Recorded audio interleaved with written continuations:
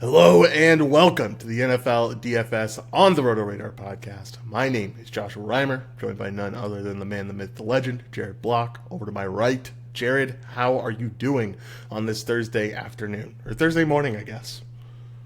Doing well. Thank God we get to talk about something on this NFL day that is not Bears Commanders.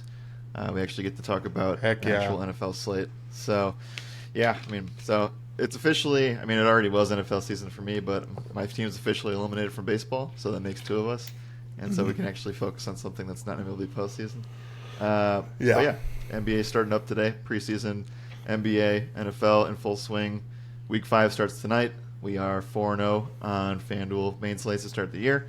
We are 31-11 overall in terms of everything added up, primetime, showdown, single game, everything else. So feeling really good about where things are at right now, and player props are cruising. So I'm ready to dive into this slate that we, for the first time now this season, can talk about a smaller slate. We also have a game in London again, so the slate is smaller. We have first bye weeks. We have guys coming off the IR. Big storyline names coming back, so it's a fun slate. Yeah, man, definitely a fun slate. Definitely a good time. I think there's a few games that I'm really excited to talk about on this one, and also just excited to be fully in NFL mode. I mean, we kind of were already, but not having MLB season, these next 3 weeks are really dedicated to NFL stuff, and that's exciting, man. That's a fun time. So, without further ado, unless you have anything else, let's get this show on the road. No, it's certainly a sweet spot. So I guess before we get 100% going here, I know we have a less than stellar way to start the slate, so I guess I'll just use this time to say that this show is presented by BetOnline.ag, 25 plus years of trusted online experience, live betting, prop building, odds booster, same game parlays. You're going to need that tonight if you want to bet Bears Commanders and you're watching this right now. So we would encourage all of that. Use code ROTO, R-O-T-O, to get a 50% deposit match up to $1,000. Again, code ROTO on BetOnline gives you a 50% deposit match up to $1,000. So thank you for being in the exclusive sportsbook of this show. Josh, we're starting with Saints Patriots here. Yes, sir. Saints and Patriots starting up.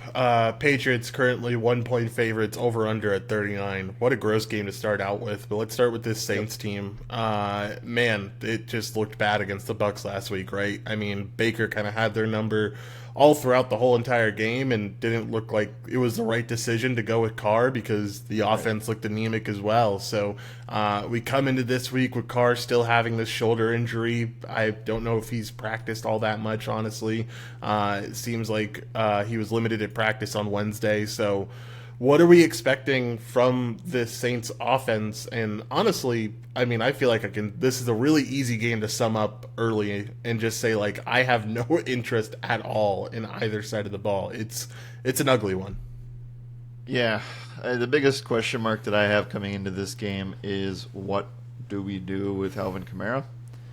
It's a bad matchup, but at the same time, we know that Jamal Williams is on the IR, and we know that they can't get anything done in the passing game now. This is a bad matchup, like I said. It's in New England. If you're going off of the mantra of Bill Belichick stops the opposing team's best weapon, that is Alvin Kamara, it is really hard to understand how in the world he got 14 targets.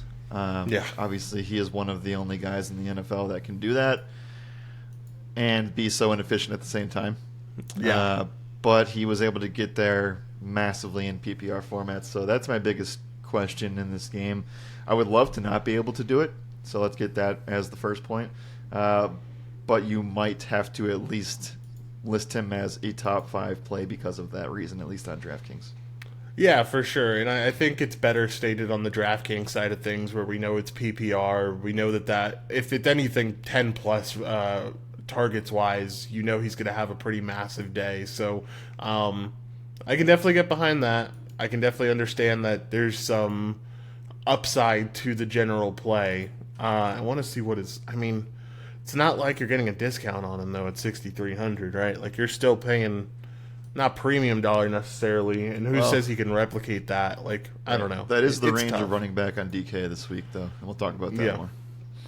For sure. All right. Let's talk about the Patriots side. I don't think the vibes could be worse from this New England side of the ball, especially after last week, them getting pretty decimated by the Cowboys. Seems like there's a whole bunch of bad stuff around Mac Jones. Ended up sitting him for Bailey Zappi, who didn't look all that impressive in his limited time that he played in that game. But what are you expecting from this Patriots offense going up against this still stellar Saints defense? I think I still hold them in that high regard. Yeah, you don't really like anything here. This is going to be a really gross slugging game. I think that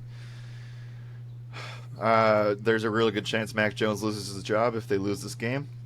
That would be my first point there. The second point would be that I'm just fading the whole side. I've seen some buzz around Ramondre Stevenson because his price tag is so low. I couldn't be less interested in this team as a whole.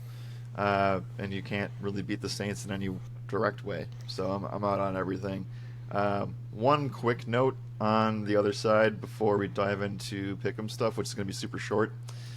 Which actually, before I get there, I wanted to say Saints defense is in play. You got to find them at the right price tag. I don't think that they're in play for cash. I don't think they're the best cash game defense. But the other thing was that we found out that Matthew Judon and Christian Gonzalez, the stellar rookie corner, they're both out. Judon for at least 2 months, and Gonzalez, the season's over. So maybe in GPPs you want to target Chris Olave, but it's nothing I want to do in cash. They did get J.C. Jackson back. We got to remember that. Correct. Acquired him from the Chargers. He's been bad. He's been terrible. Yeah, but I think that's a system thing, man. I think that's like the Chargers didn't know how to correctly use him. Bill knows how to use him. We saw J.C. Jackson in this defense last year and then for the last 4 years, and he's a stud, man. So I'm willing to say, like, I'm cautiously optimistic about what J.C. Jackson brings to this offense or this defense and him relatively shutting down corners that he's going up against. All right, let's talk about some pick'em stuff for both sites, PrizePicks and Underdog Fantasy. I don't want anything here. I mean, I guess I can look at a Kamara number to start out because that's probably all I'd be interested in. 84.5 rushing and receiving yards, 24.5 receiving yards. Like, he was so inefficient on those 13 targets. Like, I feel like this is just a number where he should be better than that. And so, I don't know. I'd be willing to take that over of 24.5 receiving yards, but not much outside of that. Yeah, I mean, not much of an upgrade either. I was never going to take Kamara last week with so many red flags and the Tampa Bay defense in play on top of that. You're not getting that better of a matchup. Maybe like 2 teams better, which is not saying much. So, again, keep him in mind because if you have him in fantasy leagues, you are playing him, especially at the ADP you got him at probably. But other than that, I mean, you have to hope that he breaks a 20, 30-yard touchdown. Yeah, for sure. You got to get really lucky with that one. Patriots side, anything that you like there? No. Staying away. Fair enough. All right. Anything else in this game, Jared? If not, let's move on to something a little bit more fun to talk about. Yeah, let's talk football. Yeah, let's talk football. Next game up is going to be the Texans and the Falcons facing off. Falcons at home, 1.5 point favorites, over under at 41.5. This one, I'm excited to talk about this Texans side, man, because I kind of scratch my head on why they come into this game as underdogs against this Falcons team. It feels a little trappy, to be honest with you, but CJ Stroud has been him. I think you can make the case that, like, he is maybe not running away with Rookie of the Year, but, like, he has been clearly the best, if not one of the best rookies drafted. He's been an absolute stud throughout the first 4 weeks. First rookie quarterback in history to throw for 1,200 yards with no interceptions. What do we think about Stroud here going up against this Atlanta defense? Yeah, I think he's also one of like 5 or 6 QBs that have thrown for more than 300 yards and averaging 2+ touchdowns in his first 4 games, and that's like a list of Brady, Manning, Rodgers, etc. So it's a good group to be in. I think that Houston's got to feel really good about things. Obviously, I think looking back now, we should have been taking Stroud over Bryce Young any day, and I know Josh has known the college sphere more than I, and so I think that kind of speaks for itself there. I like what Houston's upside is for this season. I think that they should be underdogs slightly because it is an Atlanta home game. It is a little bit of, I don't know. I mean, maybe we can talk about the Atlanta jet lag stuff on the other side, but Houston definitely feeling the groove right now. Definitely being able to pass tough tests. Steelers defense is no joke, and Houston has lost 6 offensive linemen. They lost another one this week too. So you gotta have to just force the passing game, and I think that they can do that. I worry a little bit about AJ Terrell taking out one of these wide receivers. I don't think that these guys are necessarily cash game plays this week, but I do like the game environment for tournaments. It's a fun one. Yeah, definitely a fun one for tournaments. I think that's kind of where this one holds its ground. I don't know. I'm willing to take another shot on one of these.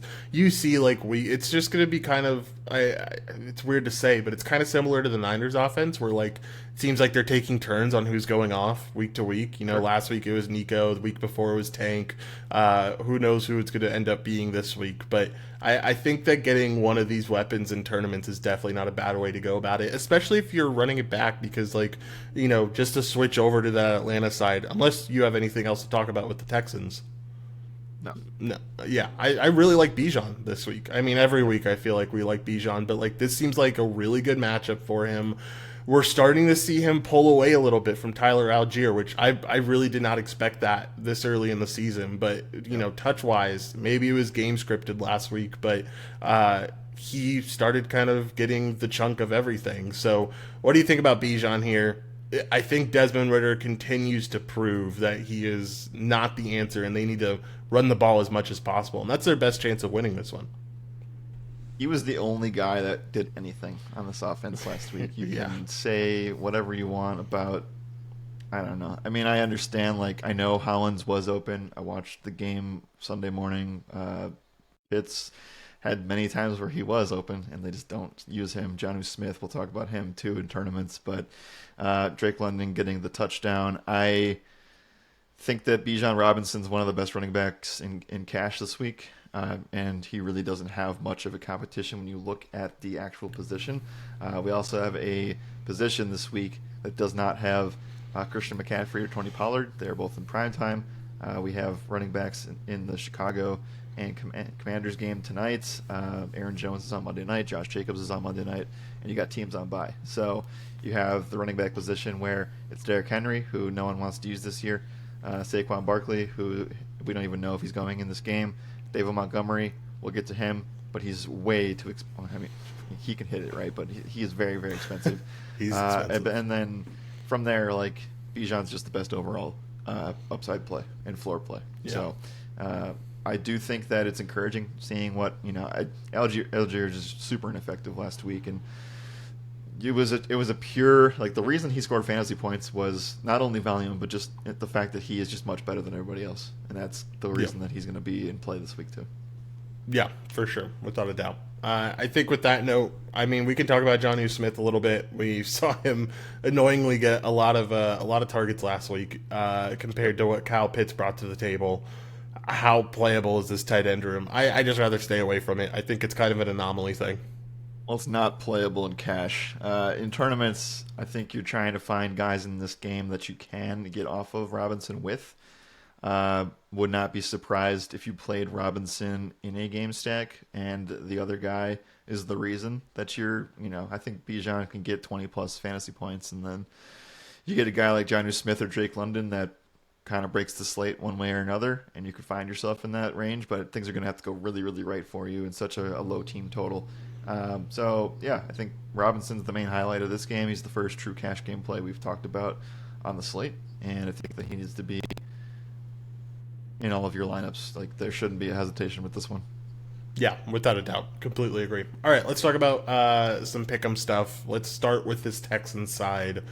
What do you like here? I think I can get behind C.J. Stroud over 1.5 passing touchdowns. I don't mind going to one of these wide receiver numbers, but I don't know. I think I might just be more on Stroud over passing yards. There's nothing that shows me that this Atlanta defense and secondary is any better than any of the other defenses that Stroud has faced off against. I think with how much this team is focusing on throwing the football, I think Stroud is going to be, I'm not going to say a lock, but I would say most of the time he's going to be over that 275 number with how many attempts he's throwing and how, his ADOT's pretty deep right now. I think everything looks really good for Stroud. So I like over the passing yards too. We have been very bullish on this avenue. We haven't necessarily nailed it. I've been trying to get over attempts, and the last 2 weeks they've won these games, so they do not have to go over attempts. Yeah. I could see that being another scenario where I'm interested in it. But maybe it is just better to take the over of passing yards. One more thing on this point that might help this a little bit. It's kind of a, let's hope for the best here, but we saw last week on Sunday morning that, yes, Calvin Ridley got his revenge touchdown against the Falcons, but they did a really good job of taking him out of the game, and you saw a lot of work to Christian Kirk and most notably Evan Ingram.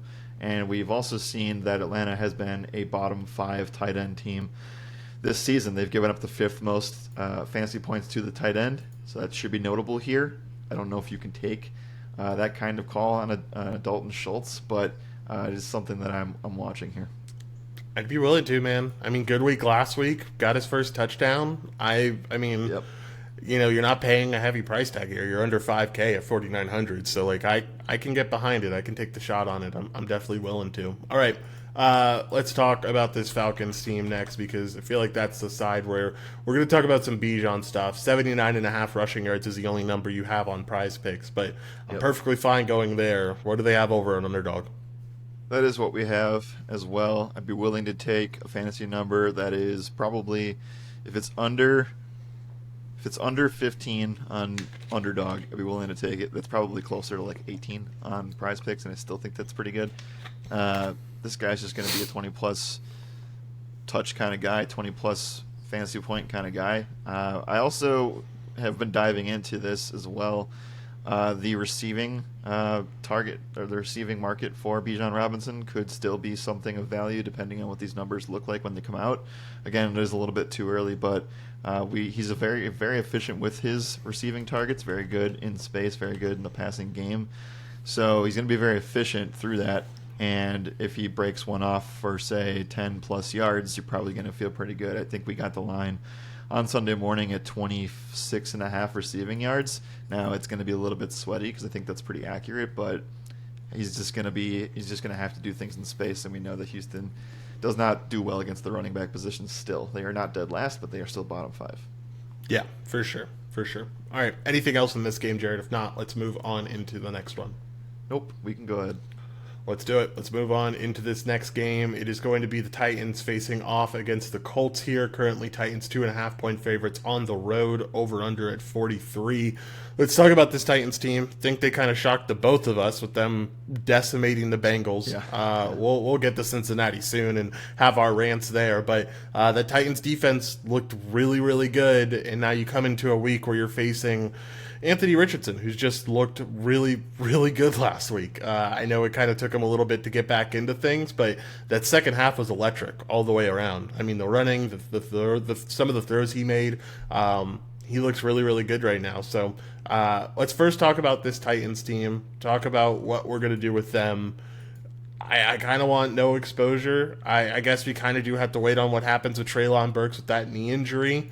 But what do you see from the Titans, and what do you like here? It is just DeAndre Hopkins or bust. This guy last week dropped a 50-yard touchdown, and he also had another 30-plus yard touchdown that he just couldn't connect on. So while he finished with 8.3 fantasy points on a half PPR site, he could have had 20-plus, and that would have really obviously embellished his ownership this week. I do think that that's the only play we can truly look at. If we have a spot where Treylon Burks is out, you can play Okonkwo in tournaments. The Colts are not good against the tight end, and they're not good against the wide receiver position. So I know that you'll have the Westbrook-Akine call out. You can talk about him in a second, but Heck yeah. if Treylon Burks is in, I still think that DeAndre Hopkins isn't playing cash. Yeah, I can get behind it. Exactly what you said. I think in terms of if Treylon's out, if a main wide receiver is out for this Titans team, you can almost always bank on Nick Westbrook-Akine to be involved in some matter. We saw it last week. I called it on last week's podcast, and I think if Burks is out again, you're going to see him involved in some type of form again. I mean, 5 for 6 with a touchdown is not a bad weekend, and it seems like Tannehill really likes to go to him. So he's someone that I would consider, but definitely don't mind Hopkins. I mean, the price tag's just too small for the level of receiver and for the target share he should end up getting without a main weapon on the field. Anything else here? I'm getting close to abandoning my Chickaconquo love because it's been awful the first 4 weeks, and I'm sure he'll come through at some point, but he's just not performing the way I want him to, and so I might just be fine with staying away from him from now on until he can prove it to me. Right. Well, remember that this offense was completely different without Hopkins last year, so it just is what it is. Really unfortunate because he could have had 2 huge touchdowns that couldn't connect on, but that is what it is, right? So I think that, again, Hopkins is cash viable with or without Burks. If Burks is in, he probably goes down my totem pole a little bit, but he's still 6,100 on FanDuel. It's hard to get a wide receiver 1 in that kind of offense in that matchup, so I think that the price is what keeps him in play. But we'll talk about some other 6K receivers. So that tends to be what the build is made of on FanDuel. That's going to be a little bit maybe controversial. But if you're playing Bijan, if you're playing an expensive QB, you're needing to look at these Hopkins kinds of plays. Yeah, certainly. Let's talk about anything else you want to talk about with the Titans. If not, let's talk about the other side. Do we at least touch on Henry here? Much better game last week. I think that it's tough to predict whether or not the Tennessee Titans are going to be in a spot where they can run him 22 times a game. But you look at the spots where he failed. Cleveland, extremely tough matchup. New Orleans, extremely tough matchup. I mean, I don't really see this Colts team being able to stop him. So, tournament play? Tournament play, sure. I guess my thing is that, like, you say he did well in that Chargers game and in the Bengals game. I say you're still paying $9K for this guy. And is 23.8 really the ceiling that you want when you're paying this much money? I mean, I'm not saying that's his ceiling necessarily. You know, he has the ability to go off for 200 and 2 touchdowns, but like, I don't know, man.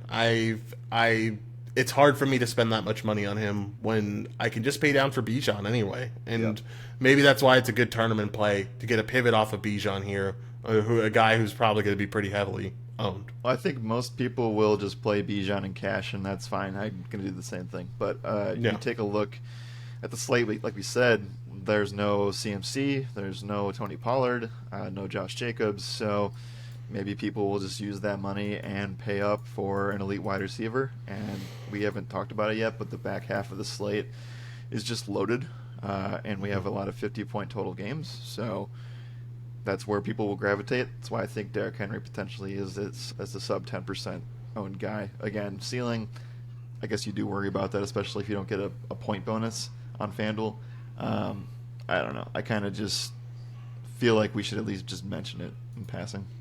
Yeah, for sure. And I think it's something where not only are you not getting a point bonus, but also you're having Tajay Spears take all of his receiving work at this point. Like, Tajay Spears is very clearly the passing down back that they're using now instead of Derrick Henry, and that's concerning for overall ceiling. I think everyone in this range, maybe outside of Montgomery, because I guess Monty isn't really catching much, but most of the guys in this range at running back can do both. They can run and receive, and Henry not having that definitely limits upside. Okay, let's talk about the other side. Let's talk about some Colts action because we have... I talked about Anthony Richardson. I guess I buried the lead a little bit. We have Jonathan Taylor most likely returning this week. Fully healthy, practiced today. Talked to reporters and said he's 100% healthy. If Jonathan Taylor's a go here, I know it's against the Titans, so it's really tough, but it does feel like you're getting a little bit of a discount. What do you think about this spot? You're getting a discount. I'm just not playing running back against the Titans, especially knowing that Zach Moss could come in and take 10 touches away. It just is a clear stay away from me. If you have Jonathan Taylor in fantasy, you're playing him. Absolutely. Yeah, for sure. But yeah, no, it's just in a price format. I'm out, and the uncertainty.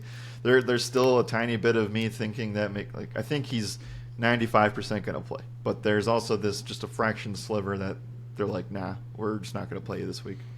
Yeah, no, there definitely is a chance that they end up sitting him. I know that There's definitely a chance of something funky happening there, so who knows? Let's talk about the rest of this team, though, because it does feel like Anthony Richardson is in a really good spot. We always talk about how bad this Tennessee secondary is. We didn't necessarily see it last week with the Bengals, but I think you do have a chance to see it with Anthony Richardson, and with how dynamic he is as well. Pittman, I know, really, really disappointed last week. But I think he's in a good spot. I do like the upside of Josh Downs here as well. I think that potentially one of the tight ends is GPP viable as a pay down option. I like this passing attack more than anything else in this game for the Colts. Yeah, I mean, the Titans' defense still gives up the sixth most fantasy points against wide receivers. I think that we saw what Anthony Richardson could do. He put up 8, 10 fantasy points in the first half. Looked like it was going to be 5, and then all of a sudden, it's the fourth quarter. He puts up 2 touchdowns, takes it to overtime, and he has 30 fantasy points. So he does have one of the most insane ceilings at the quarterback level. We have 2 of the best fantasy quarterbacks on this slate, in Jalen Hurts and Patrick Mahomes, and that's going to keep his ownership at bay. And also the fact that FanDuel and DraftKings just got the pricing right for Richardson. They finally put him above 8K on FanDuel. He's finally above where he should be on DraftKings at 7K. So that's going to take me off of it in cash. But after Mahomes and after after Hurts, this is your third guy. So I could see you getting a really good spot for him at pretty low ownership. I guess the Taylor stuff being around kind of takes a little bit of hesitancy out of the play, because I do think that they could scheme him some touchdowns to kind of sweeten the pot in terms of, I know that is not a football mantra move, but you could see Tennessee or Indy be like, let's get Taylor a touchdown and get him excited about playing here again, right? So I don't know. Yeah. That's probably a little bit of a GPP take, but I think Richardson is in a fine spot. And like you said, I mean, Pittman, disappointed last week. What we do in baseball and talk about all the time there is the same thing that applies here. It's a much better spot on paper for Pittman, and you just have to forget what the last week was. So it's kind of what happens here, and we know that Richardson is volatile in some situations. I think it's a really good spot on paper. So Pittman back in play for cash. Yeah, without a doubt, I completely agree with that. All right. Anything else from a DFS side of things? If not, let's talk about pick'em stuff. No, I guess the last thing I was going to check to see would be what the Titans are doing against tight ends, and they are one of the best teams against tight ends, so probably stay off there. Yeah, for sure. All right, let's talk about pick'em stuff on PrizePicks. I just hated on Derrick Henry for a really long time, but I can't look away from a pass rush receiving touchdown prop here. I really like that, considering how bad Indy is against the run. And like you said, those 2 good matchups that he has, the Chargers and the Bengals, these last 3 weeks, he got a touchdown in both of them. So I could certainly see him getting one. I like that prop. That's probably my favorite one. I'll probably stay away from anything else, but what are your thoughts here for the Titans over on Underdog? Well, they got the passing touchdown last week, so that cleared for you. Well, he got the rushing touchdown too. He got 2 of them. Right. Hopkins receiving yards is in play, 54.5. I'm not touching anything else outside of that. Yeah, perfectly fine with that. Let's talk about the other side. Talk about what the Colts have. What do you like from this side of the ball over on Underdog? Yeah. Sorry, I just wanted to, I didn't state that enough. 54.5 receiving yards is a joke of a line. For sure. 53.5 over on PrizePicks. That is too low for Hopkins in this matchup. Definitely. On the Colts side, not much to see here because they don't have stuff up for the JT situation, and that's respectable. Pittman receiving yards is fine.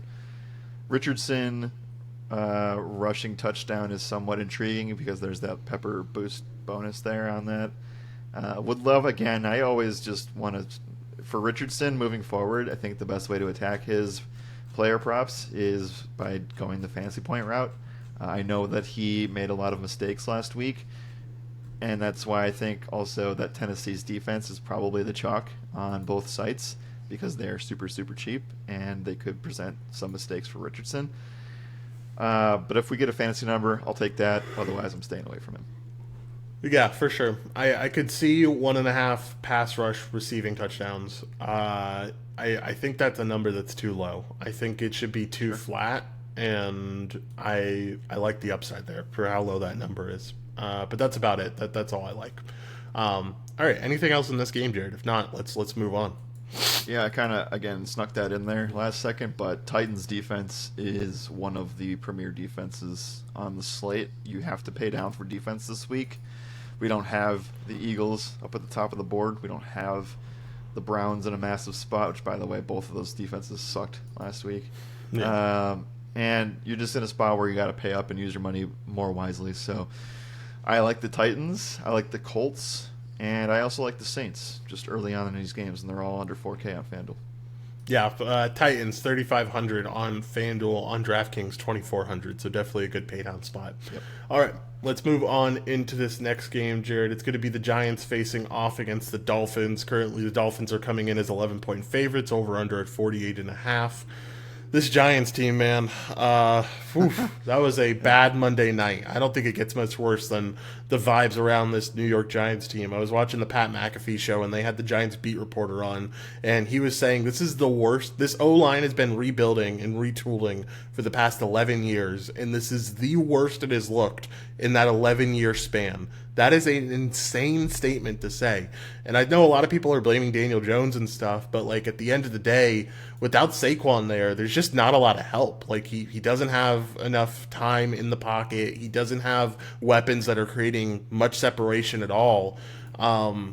It's tough for them coming into this Miami game. I really don't know what they're going to do. I will say this Miami team's giving up points in bunches right now. Like you saw them give 48 up to the Bills. And then I think something that a lot of people didn't talk about is that while they did score 70 on the Broncos, they still gave up 20 points to that Broncos team. Like they still gave up a good chunk of points to an offense that probably shouldn't have gotten that many points. So let's talk about the Giants. What do we like from them, if anything, on this main slate? And this is mainly just probably a GPP side of the ball.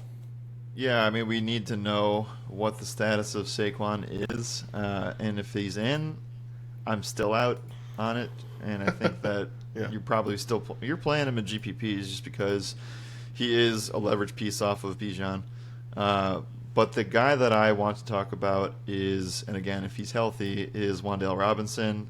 We saw a huge uptick in yards or targets per route run from weeks 3 to week 4. He's obviously getting more work than Paris Campbell at this point, and seems to be one of the only guys doing anything from the receiving group. Got 6 targets against Seattle in a game where they didn't score any points. Still put up some decent numbers here, and I know that he failed to get double-digit fantasy points, but this is a play specifically on DraftKings where he's min-price. So if we found that out where he's good to go, and I guess it would sweeten the pot if Saquon was out, Wan'Dale Robinson's certainly in play for cash. Yeah, for sure. I can get behind that with such a cheap price tag. We saw when he was involved, it was looking pretty good. This team looked like they could move the ball, so I definitely don't mind that. Anything else on this side? If not, let's talk about Miami. I don't have much more to say. Miami's defense has been a bit leaky, but it's just a complete different offense from the Bills versus this Giants team. This game's also in Miami, so Giants are going to have the somebody called it like the Mickey Mouse sideline last week. That's a good way to put it. Their sun is just baking on you, and it's October, so it's still going to be like 85, 90 degrees. It's going to feel like 100 plus. It's going to be bad for this Giants team. Again, I think Robinson's in play for cash, and that's it. Yeah, for sure. I'm looking. I know there's a cold front going through this weekend, so maybe it's a little bit for me. Yeah. Oh, it's not starting for Miami though. It is 86 on Sunday. So, yeah, you're right. They're baking. They prepare for it a lot. I will say, like they have the tents up. They have like seat coolers and everything. but there's not much you can do when that sun's beating on you in that Miami weather. Starts for me tomorrow as well. I'm excited about that cold front. Anyway, let's talk about the other side. Let's talk about Miami a little bit. Got finally a tough test last week in Buffalo, but we know that Buffalo kind of owns Miami over the last couple of years. At least Josh Allen does, and so wasn't that much of a shock to see them go down. Now they come into this spot. Feels like a good redemption spot, but who do you like here in terms of DFS plays? This is a really tough team to get right, and I don't know how much cash viability they actually are. One thing for sure that I know that I won't be doing, and it's going to burn me at some point this year, but Jalen Waddle has one of the league's worst targets per route run, and I think that's going to continue potentially. He will have spike weeks here and there, but we need to keep an eye on how that goes. Tyreek Hill is going to be tough to get to this week. I worry a little bit about this just getting phased out here and then just running the ball down the Giants' throat. Like, I think that Hill has as much ceiling potential as anybody on the slate, right? But you know that you're going to play Bijan and cash at a much cheaper price tag to spend some money. You want a quarterback. This is why quarterback is very important, spending up at it, because it's not guaranteed points, but you're just getting players in really, really good environments that can do really well for you. So not saying Tyreek Hill can't, because he definitely can. I just worry about Miami is just so versatile everywhere that I don't think that they necessarily need Hill for this one. I also think that you need to get the running back spot right. I am willing to potentially go out on a limb and say that Devon Achane is, or I guess his name is Achane, or how they want to call him that. Devon Achane has taken the running back room. He did at least last week. I know the touches don't say that, but Raheem Mostert fumbled twice, and we saw Achane being able to go over 100 yards. He has the most explosive. It's tough to say because Raheem Mostert's awesome, but I feel like we've just seen that the explosive upside here is potentially leaning in Devon's way right now. So I would say more confidently that I think he's in play for cash. One of these running backs are, and I think that I'd lean with Devon at the cheaper price tag. I think that you do have to play one of these Miami guys in cash, and you could argue that even if Raheem outtouches Devon, then there's a way still that if they're up by a lot, maybe we get that garbage time touchdown run again from Achane. So 6,100 on DraftKings just furthers the argument. It's a really good price tag for such a good team total on a home favorite. That's almost 2 touchdowns. So I really like the running backs, specifically Devon Achane. Yeah, I really like Devon too. I think, I don't know if you're right in saying that he's taken the job yet. I feel like it's just going to be very split between the two of them for the rest of the season until we get Jeff Wilson back, and then it's going to kind of be a 3-man front, and that's going to make things even tougher. But I do think that, even with limited touches, with how electric he is, even if he's getting 40% of the touches, he deserves this price tag, and he can pay it off against this Giants team that just looks inept when it comes to their defense sometimes. So, I definitely like the Devon spot. I think it's really good, and I think the upside is really solid there. Okay. Anything else for Miami? If not, let's talk about some pick'em stuff. Final thoughts again here. Well, side note, Jeff Wilson could have gone off the IR and practiced, but they did not open his return window yesterday. So he is out this week, or presumably so. Again, I think that you have to have somebody from this Miami team just because their team total's high. They're a huge home favorite. Really good tournament plays, too. And I think that you don't have to force the Giants side. But if you get any Giants pushback, then those Miami guys could really go off. Yeah, for sure. Definitely. All right. Let's talk about the pick'em stuff. For this Dolphins team, you have Achane a half a pass rushing, receiving touchdown. You have Tyreek Hill, same thing. Raheem Mostert, same thing. Achane at 50.5 receiving yards. What do you like here? If anything, I would take 50.5 rushing yards for Achane. I would like a fantasy point number more. Probably staying on the sideline if these numbers don't improve. Yeah, for sure. Other side, for the Giants, what do you like here? They don't have Wan'Dale numbers. on Underdog. If they did, I would take them. Yeah. End of story. Yeah, for sure. Did Jalen Ramsey is he going to be back this week? Do we know that? I don't know. Yeah, something to keep an eye out for. Potentially willing to take some unders on Daniel Jones stuff, especially if Saquon doesn't come back. I don't expect things to improve all that much. Okay, let's move on. Let's talk about this next game, unless you have anything else to talk about in this one, Jared. If they put in defensive player numbers, I could be interested in some sack stuff. But other than that, I think you guys kind of have to pick and choose what you want in this game overall. And it's very one player per team kind of thing for me. Yeah, for sure. All right, let's move on. Talk about this next game, which is going to be the Lions facing off against the Panthers. Lions 10-point favorites here. Over-under is at 44. Let's talk about this Carolina side first. I saw something that was like, it's really disappointing to realize that the Panthers traded Bryce Young for what could end up being Caleb Williams with their first-round pick this year. What was it was like Jalen Carter, another pick, and something else. Like the mass give up for Bryce Young is insane.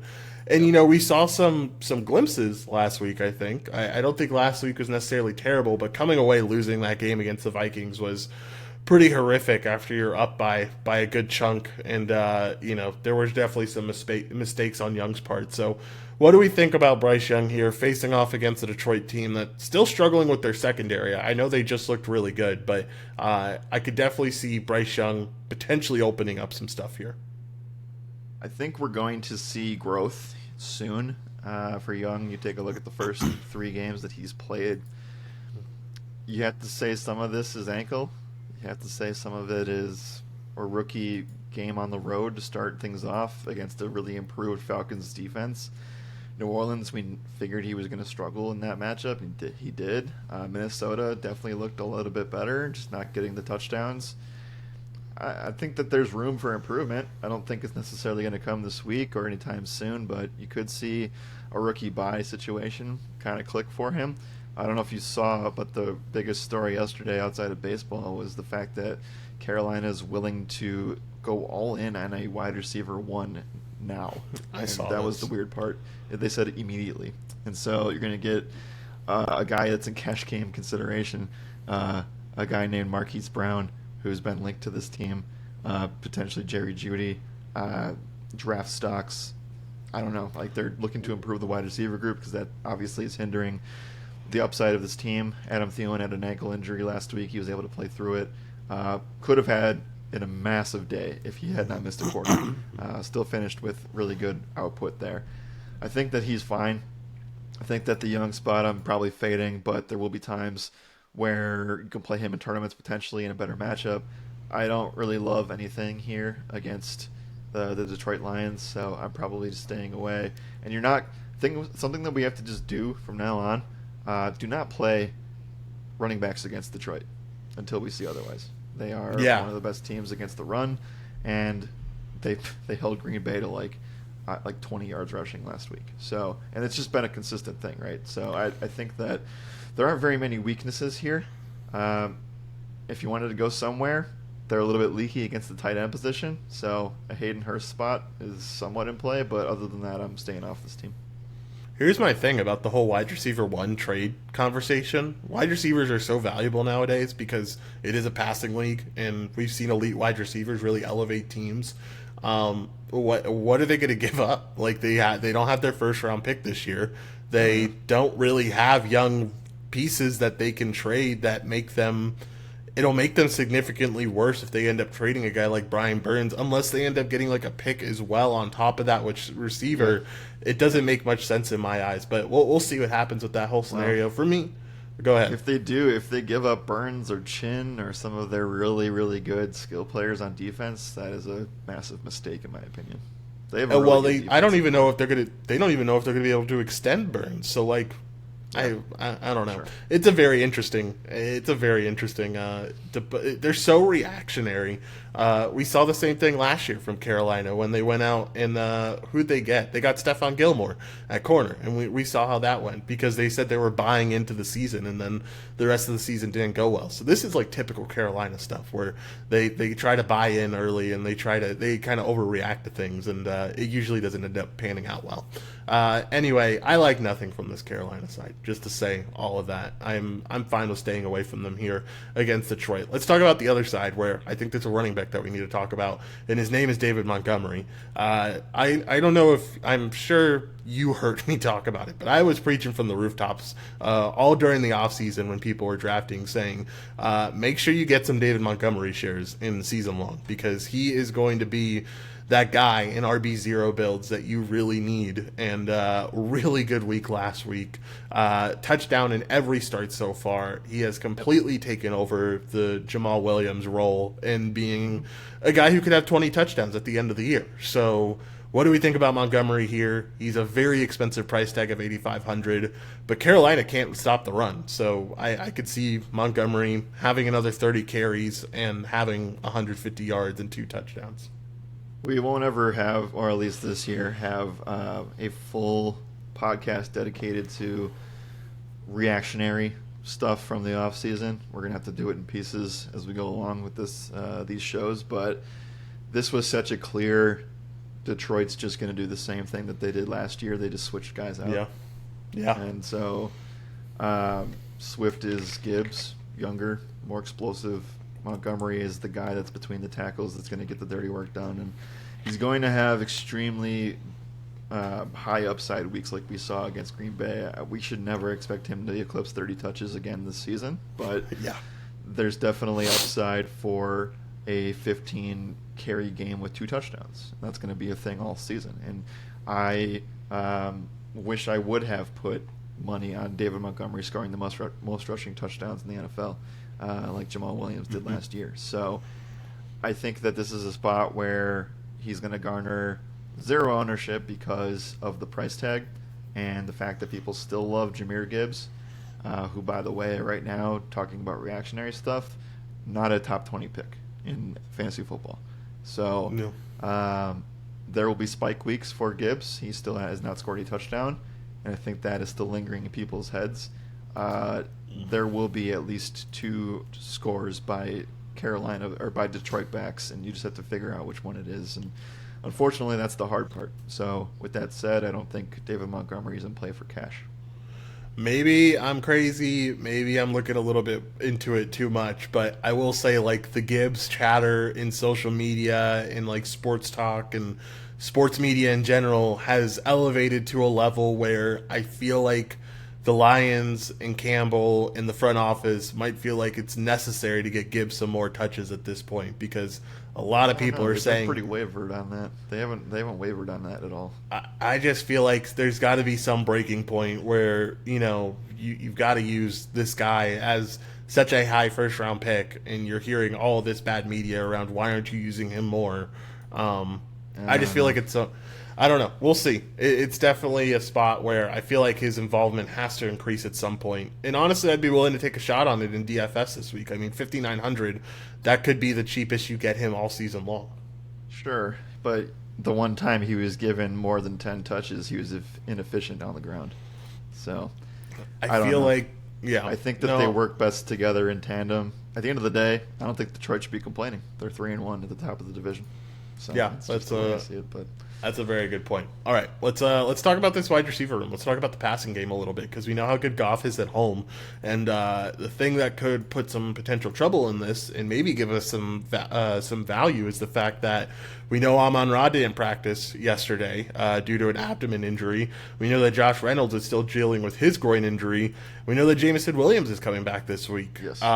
I don't know how much we can really expect from Jameson Williams coming back. He's been away from the team for all 4 weeks. When you're suspended like that, you're not allowed to practice with the team or anything. So, like, he is just coming back into this building, and I don't know. It should be interesting to see what we see from him. But what do you like from this Detroit passing game? As of Thursday, when we're recording this at 12 Eastern, I don't like anything because there's so much up in the air. This could be a spot where value tremendously opens up. And so let's just say that Amon-Ra St. Brown does not play, and let's say that Josh Reynolds does. I think that Reynolds would be a candidate from one of the best wide receivers on the slate. I think that Jameson would be one of the most elite tournament plays regardless of the injuries for this team. I think they will come out and say, let's give Williams a deep shot or two, and that's all you need at that price tag if it hits. This is Detroit's... I think this could be a sneaky Detroit letdown spot in a way. I know that kind of sounds weird, but this is the classic, like, we got 10 days of rest from a Thursday night game. We're coming in as a home favorite for a team that hasn't won a game. We got some pieces coming back.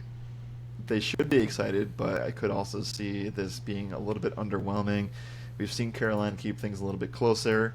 I certainly don't want to bet Detroit minus 10. So that's the first point. But that's also a point to say maybe these Detroit guys are in play if this game stays closer. So I don't know. I think that right now you can't say really anything about this team until we find out more about injury, outside of just saying I think Montgomery's a good play in tournaments, and I think that Williams is as good of a shot right now as he will be this season.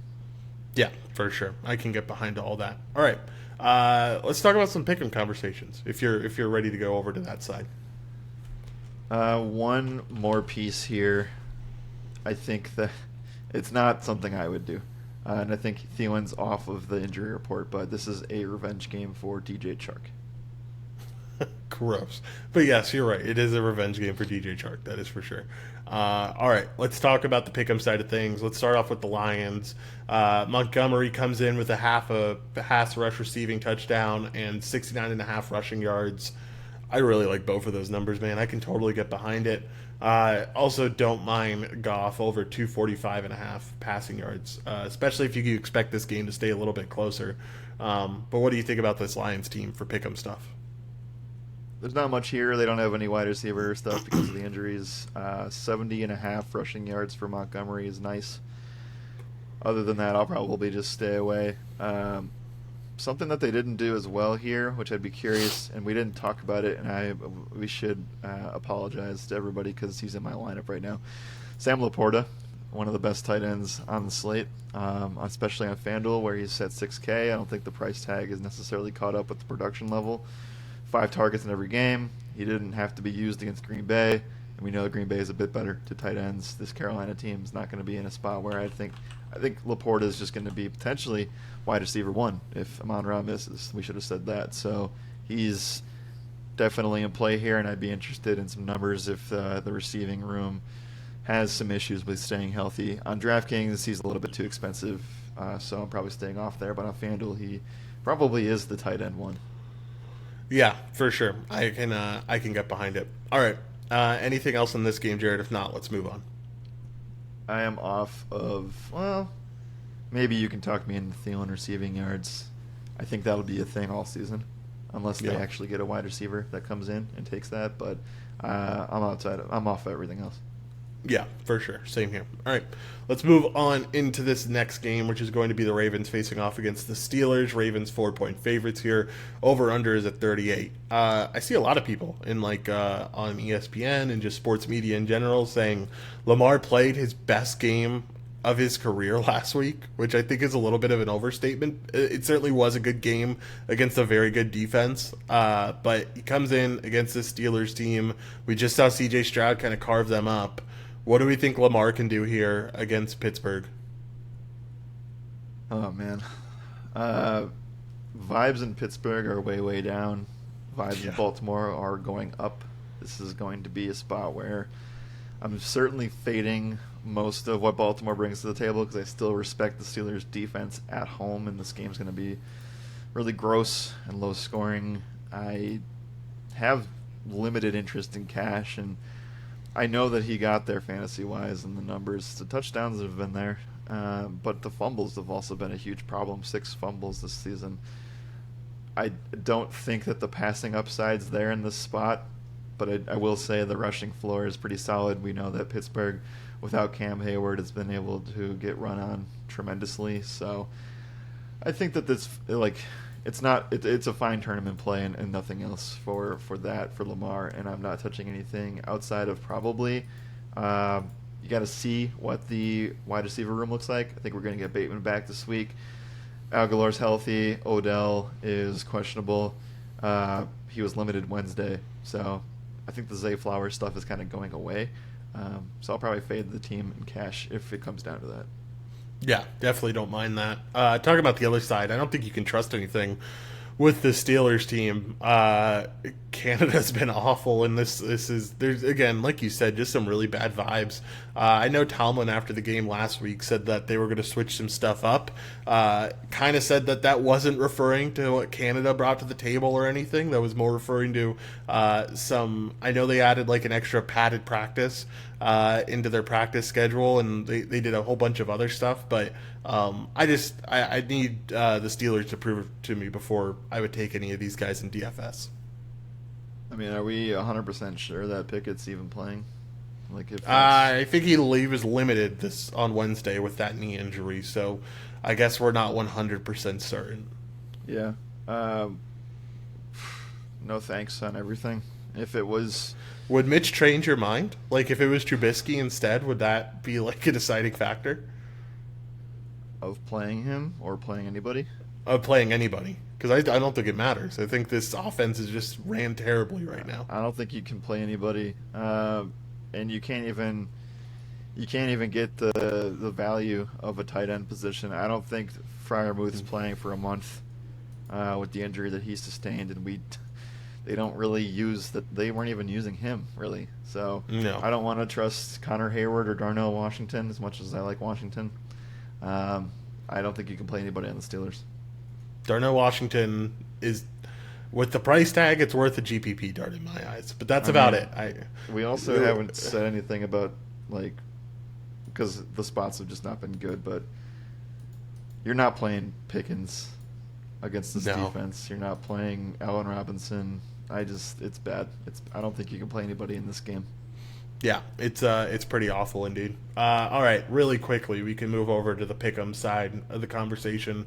Anything you like here? I could take a gamble on two things with Lamar. Rush receiving touchdowns boosted on Underdog 1.25x. Half fumble lost is also boosted 1.75x. Other than that, I have zero interest in this.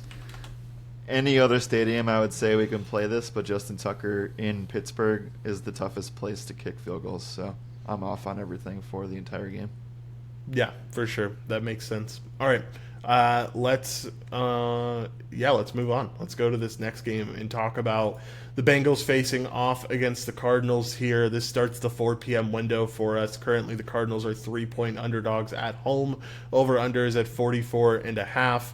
Let's talk about the Cincinnati team. The vibes are really bad right now. I saw some TikTok stuff about, like, the Joe Burrow stuff feels weirdly reminiscent of Andrew Luck injury stuff, where, like, I don't know. They need to sit him at some point. They need to just let him get healthy because he's immobile in the pocket, it feels like, and defenses are completely taking advantage of that. And I will say, with how tough this Arizona defense plays football, like they're a very tough defense in general. And I don't know. Nothing's going to get better here for Joe Burrow, in my opinion. I know that this 49ers team kind of was able to dominate, but I could see them being very heavy in the run game, and maybe that's a testament towards the upside of Joe Mixon this week at a $7K price tag. Out of the 4 games on the afternoon window, 3 of them are awesome. This one is definitely one of those that are awesome. Yeah. I think that this game has very good game stack potential, and I also think that Joe Mixon, like you said, outside of Bijan, Joe Mixon's one of the best fantasy plays of the week at the position. I think you need to take a very solid look at this. I understand that, and I guess rightly so, the Bengals, should they even be favorites? We don't even really know if that's I don't think so. Not with the Cardinals at home, man. Like, you're asking this Cincinnati team to travel to this week. Like, no, this is. I could definitely see Arizona winning outright here. Right. I guess I just say that to say, like, Joe Mixon's been much better as a running back that's been favored than not. I don't know. That was really all I was going to say there. But We do know that Arizona gives up the third most fantasy points to opposing running backs behind Chicago and Denver. So they still, are giving up quite a bit of groundwork there, and they just obviously got destroyed by Christian McCaffrey last week. So that still is definitely a leaky spot. They haven't really been torched in the passing game very much outside of the Giants stuff, and a lot of that was from Saquon as well. So I think that you're clearly playing that spot for Joe Mixon. I think that the price tags are extremely good, and you're going to get still a really solid running back workload. I know that it's been pretty disappointing, all things considered. 1 touchdown all season, not really that much work in the passing game the last 2 weeks. Let's also remember that they played on Monday night against the Rams, and then they had a short rest game at Tennessee where they obviously completely imploded and they couldn't run. Like, Joe Mixon was actually one of the best players on that game. With that said, I think he's just fine here. You can see this as the 5th get-right spot in a row for the Bengals. They haven't been able to do it every single time. It was easily our worst take of the season. I'll die with that. It's fine. But you have to go back to the Bengals this week because the matchup is good. The game environment's good. It's indoors. Like, you can't ask for much more, and the price tags are good. So Mixon's definitely up there. Not playing Joe this week, but I still could see myself getting really intrigued with Jamar Chase. This is the question that you have to ask yourself. Does Jamar Chase bring the upside of some of the best wide receivers in this afternoon window? Does he have the same upside as Puka Nacua, A.J. Brown, Devontae Smith, and then you obviously have Travis Kelce, Justin Jefferson, and all those guys in the same window? So I would lean towards saying I think Jamar Chase is a pretty strong play on DraftKings, where he's a little bit cheaper than the rest of those guys. On FanDuel, it's really tough to pay $8,700, so I think that you can play him in the pick'em stuff, but you're probably just playing Mixon on FanDuel. Also, T. Higgins might not play here. Yeah, I guess T. Higgins might not play. That's going to be interesting. I feel like that opens up some value in potentially going Tyler Boyd. But give me Puka, give me Devontae Smith, give me Travis Kelce over Jamar Chase, and they're all cheaper than him on DK. I just don't want to trust in this passing game. I want to trust in the rushing game, man. I want to trust in Joe Mixon here because at the end of the day, here are the first 4 defenses he's faced off against, right? Cleveland, number 1 run defense in the NFL right now. Baltimore, number 3 run defense in the NFL right now. Tennessee, a top 10 defense, run defense in the NFL. And the Rams, like a very good run defense. So, like, he has had all the bad spots. This is the first time that he'll get a really good spot. I think he goes ballistic this game. I just want to rely on one piece of this offense, and that's going to be Joe this week, and that's easy to do. And I will say, do you have anything else to talk about on this side? If not, let's transition over to the other side because I want to talk about the running back on the other side too. Irv Smith is currently questionable as well, and we got to figure out what's going on with him and Higgins. If they both were to sit, the only guy that I would want would be Tyler Boyd.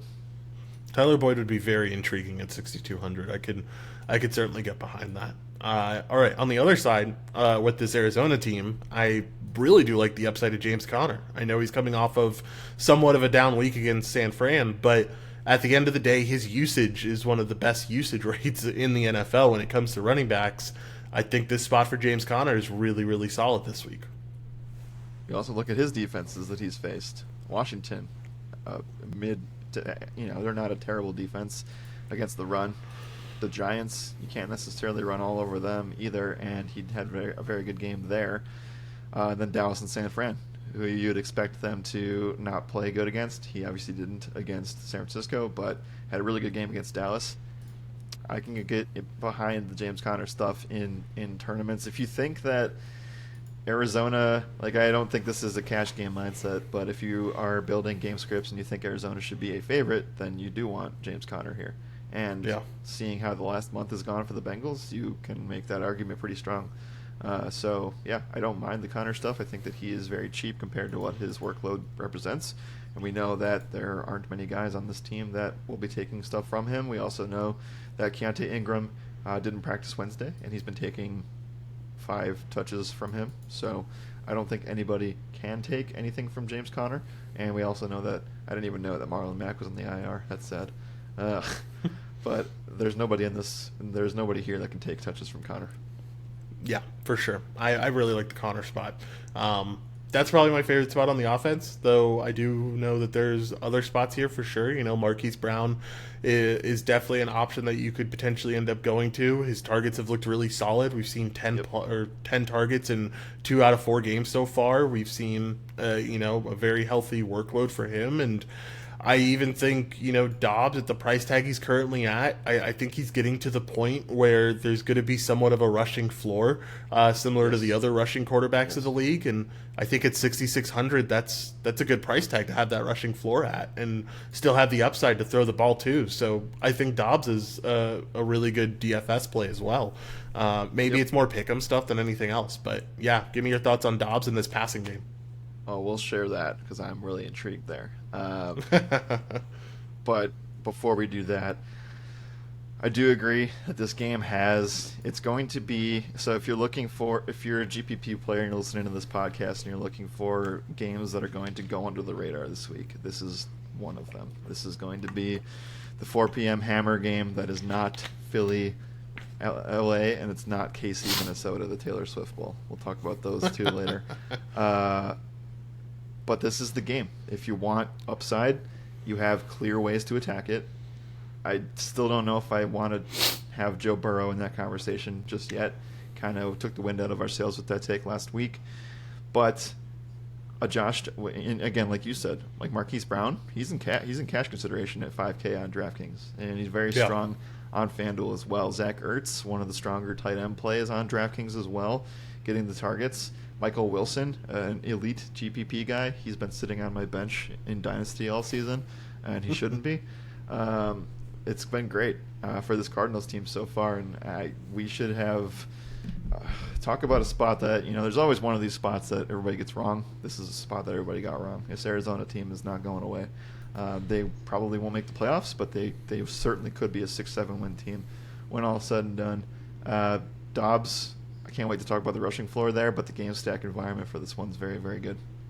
Yeah, I completely agree. And, I think I know it's very easy to write off Burrow here and say, you don't trust in the spot, but I think similar to what we talked about with Pittman, it's kind of almost hypocritical to not say, in tournaments, you can roll out Joe Burrow to this week. And maybe more so, maybe I was discounting Chase a little bit. I think you can roll out that duo and run it back with Connor, and you have a really good game stack going for you there.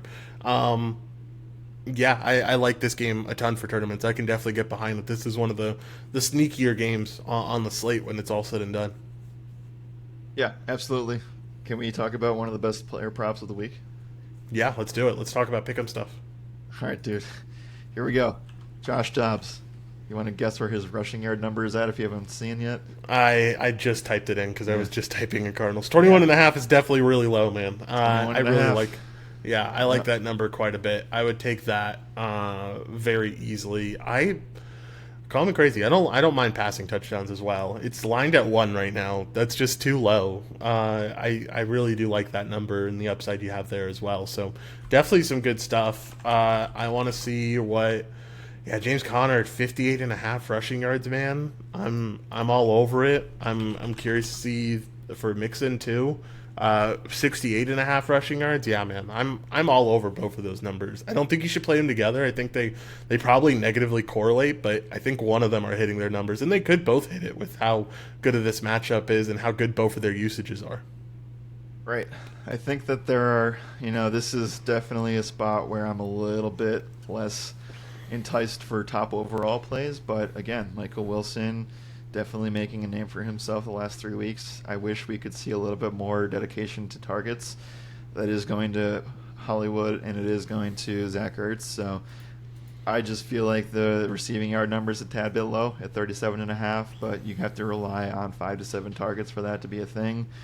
But where I want to focus attention here is with Marquise Brown and Zach Ertz. I think Ertz is a huge candidate to hit the over of his receiving yards. Probably going to be a tight end play that I write up this week. In terms of that, the Cincinnati Bengals are giving up the 6th most fantasy points to opposing tight ends. That's a thing that I've been keeping an eye on and monitoring. So that and Marquise Brown, certainly, the Bengals aren't the worst team against the wide receiver position. They're right in the middle of the pack. But if he's going to get the usage that he's been able to achieve lately, I think that you got to take that and run with it, especially if we think that this game does go back and forth, and if Marquise Brown's getting 10 targets, he's going to hit these receiving numbers. Yeah, for sure. I completely agree. All right, anything else in this game, Jared? If not, let's move on to another one of these really fun afternoon games. Did we talk Bengals? I don't think we did. I talked Mixon, but you can talk about whatever else you want there. You can't play much here because we don't know what some of the injuries hold. 80.5 total yards is one of the promotions for Underdog for Jamar Chase. I still feel like that's a little bit iffy, but I do like Joe Mixon. If we get a fantasy point under 13 for Mixon on like a FanDuel scoring, like half PPR and Underdog, that is really intriguing. Wouldn't touch it if it's 15 plus, but again, trying to correlate really good plays on fantasy sites with Underdog and PrizePicks. For sure, I can get behind it. All right, let's move on. Let's talk about this next game, which is going to be the Eagles facing off against the Rams here. Eagles 4-point favorites coming into this one. Over/under set at 50 points. Should be a really fun one. Let's start with this Eagles team first. A team that got the win last week, was a little bit sweaty, and it all came down to it. I also heard a point brought up that really made me intrigued. It had to be like their first 1 p.m. game in a really long time. I can confirm. It was on the New Heights show, the Kelsey show, and he said, Jason Kelsey said, it's their only 1 p.m. game of the entire year. Wow, that's crazy. And they haven't played a 1 p.m. game since like middle of last year, so it was kind of understandable. They came out to the slow start. They definitely improved, and they ended up getting that win. Now they have to travel into SoFi, have to take on the Rams. What do we expect from this Eagles team? And I guess we can all kick it off with Jalen Hurts, who continues to prove that he's a top 3 quarterback in the league and had a really, really good week last week. Yeah, the first thing that I think of here is that this game, the NFL is so happy that this game will be competitive, because at the beginning of the year, you thought this was going to be Eagles by 20. And so the Rams are coming in and proving that they can win football games. And there's also a narrative of somebody coming back. We'll talk about that on the other side. But in terms of Eagles, I think that Jalen Hurts is a top 2 QB play on the week. You could argue that he is the best QB play because of certain aspects. We'll talk about more of the comparison between Hurts and Mahomes soon. But just focusing on Hurts, obviously the rushing touchdown floor is tremendous. The rushing floor in general hasn't necessarily shown up. I think it's around 3 to 4 points. And we saw finally him kind of break through the passing game last week with 2 passing touchdowns, over 300 passing yards. This is going to be a spot where you can't really filter a specific position against the Rams. They're pretty good all the way around. So it's going to be a spot where I'm very excited to roster Jalen Hurts, because they're going to be pushed 4 quarters in this game. And if you get in a spot where Jalen Hurts is pushed 4 quarters, fantasy points are going to be coming everywhere you can find them. So that's very intriguing to this spot. I could easily see the Eagles come from behind in this game as well. I know that they're favored and they should be on the road here, but at the same time, this Rams team has made things competitive every single game that they've been in. So I think that this is a great spot to get Hurts. The reason why I'm kind of leaning Hurts over Mahomes right now is purely because of price tag, and you get a cheaper price tag for Hurts on both sites. So that's the main reason, and I know it's not the best reason, but I still really like the fact that you get this spot for Hurts where he is going to be pushed for, I think, 4 quarters. Yeah, I completely agree. I think this is a close contested game. I think Hurts has a lot of upside. We just saw what Anthony Richardson was able to do to this team. I think Hurts poses the same risks in terms of his rushing and then also elevates his passing game compared to what Richardson brings to the table. So I love the Hurts spot. Indoors, it's a really good environment. It should be close through and through and it should be high scoring. So I like everything here for Jalen Hurts. If you're pairing him up with one of his weapons, who is it? Is it AJ or is it going to be Devontae Smith? Oh, this is the worst. It's just like Seattle, where you're going to get one of the guys. It is just like Seattle. It's our new version of Seattle. So the numbers tell you that it's going to be a monster A.J. Brown game. If the game is close, we've just seen that Devontae Smith is going to get a massive amount of work in games where the game is just not as close. We saw that with Minnesota. We saw that with New England at times in the beginning of that game. He still did fine yesterday, or last week, I should say, against Washington. 9 targets, 7 for 78. But I do think that A.J. Brown is a matchup nightmare for opposing secondaries, and he has 27 targets in the past 2 games. If they play 4 quarters and they experience any sort of shootout, A.J. Brown's the guy that's going to win this one. Yeah, for sure. I really like the A.J. Brown upside. I think it certainly is there this week. All right, running back room, really quickly. We saw it kind of go back into not necessarily a split backfield, but Swift got some work. Kenneth Gainwell also got a chunk of work at least. He did end up getting another fumble last week, though. What do we think about this running back room against the Rams? I'm kind of fine with staying away from it. I think you have enough exposure to this game that it's not super important. Well, obviously, the best pivot off of Jalen Hurts is DeAndre Swift. You can take, and it hasn't happened yet, but if DeAndre Swift gets 2+ touchdowns, I don't think that Jalen Hurts' ceiling is 30 at that point. Maybe it still could be if they score 6 touchdowns, but I find that hard to believe in this game. So I think DeAndre Swift is just fine in tournaments, and he would be a good running back on one side, wide receiver, passing game on the other side, kind of skinny stack if you wanted to go that route. Not touching anything else, though. I'm not going to play Goddard. I probably won't touch Devontae Smith. I think it's just Hurts and Brown for me. Yeah, for sure. I can get behind that. All right. Anything else on this side, Jared? If not, let's talk about the other side. Nope. Let's go ahead and talk about the other side. Let's do it. Let's talk about this Rams team who, like you mentioned, kind of teased it. They are expecting to get a certain somebody back. That certain somebody is Cooper Kupp.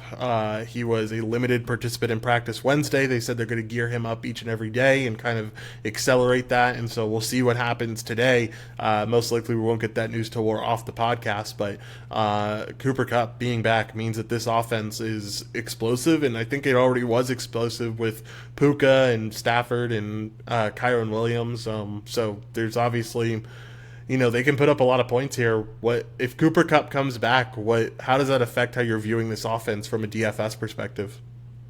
Well, let's X some things out really quickly. Kyron Williams is dealing with a hip injury. He didn't practice on Wednesday. That was specifically for rest purposes ahead of this game. He's been one of the least effective runners in the NFL this season. The production from how many touches he's getting is one of the worst averages. And he got 28 touches and somehow found a way to get 26 fantasy points because of touchdowns and yard bonuses. But this is the week I'm off. Philly has been elite against opposing running backs. Now I know that he did this against San Francisco as well. But this is a spot where I'm willing to fade the Williams train. And we did really well with it last week. It's time to get off this week. And so from there, you really have to kind of ask yourself, I think that where the Rams are at, the fact that they're going to try to do everything they can to get Cooper Kupp to play, I think barring a setback is 99% good to go. Like they're going to just this is not a spot that the Rams thought that they were going to be in. Maybe they did all along, who knew, but I think that the question for everybody is like, what happens with this passing offense, and can you play Puka Nacua this week at such high price tags? I think the data still says sure. And the game environment says absolutely. I am very scared of this. I'm not sure what to do here. Because he's not running, let's just there's been plenty of talk around this all season, but he's not being used in the Cooper Kupp role. He's being used in the Puka Nacua role, which is, I don't know how they're doing it, but they're gonna do it, and you're gonna find ways that, like, in spots where they can't run the football, I think Kupp and Nacua could both go out and get 20 fantasy points. Yeah, I don't think it's impossible. I think you can kind of write off the Tutu Atwells and Van Jeffersons because of all this, If but like Kupp is there's back, yeah, if Kupp is back, correct. I think that there's still a lot of open stuff for both of these guys with how much Stafford throws the ball, with how competitive this game is going to be, and I expect it to be a shootout type of game. I think that you're perfectly fine going one or the other. I think both present their own upside, and I honestly would be fine going Puka in tournaments, knowing that probably the rest of the industry sees this as, oh, Cooper Kupp's coming back, Puka's not going to get the same role. That's kind of where I'm leaning as well, and I'm just not entirely sure how to feel about that this early in the week. It is, while we're recording it early, it still is very, very early to make these kinds of calls, and we'll make them on Saturday. So that's where I'm leaning with that. And again, just like who did we talk about before? Somebody where, Jonathan Taylor. I could see there being a spot where, like, Sunday morning, they're like, we're just not going to play Cooper Kupp today. Or something along those lines. I think that's a mistake. I think they need him to win this game. But I wouldn't be shocked if Kupp were not to be shut down necessarily, but we know wide receiver ones technically do a little bit worse, and you kind of do want the wide receiver 2 against the Eagles. Yeah, for sure. If Cooper Kupp does get ruled out, how much of a good play is Puka after that? Is he cash game? I guess my question more so is he cash game viable after this point? Yeah. Okay, gotcha. Yeah, I think I would tend to agree there. All right.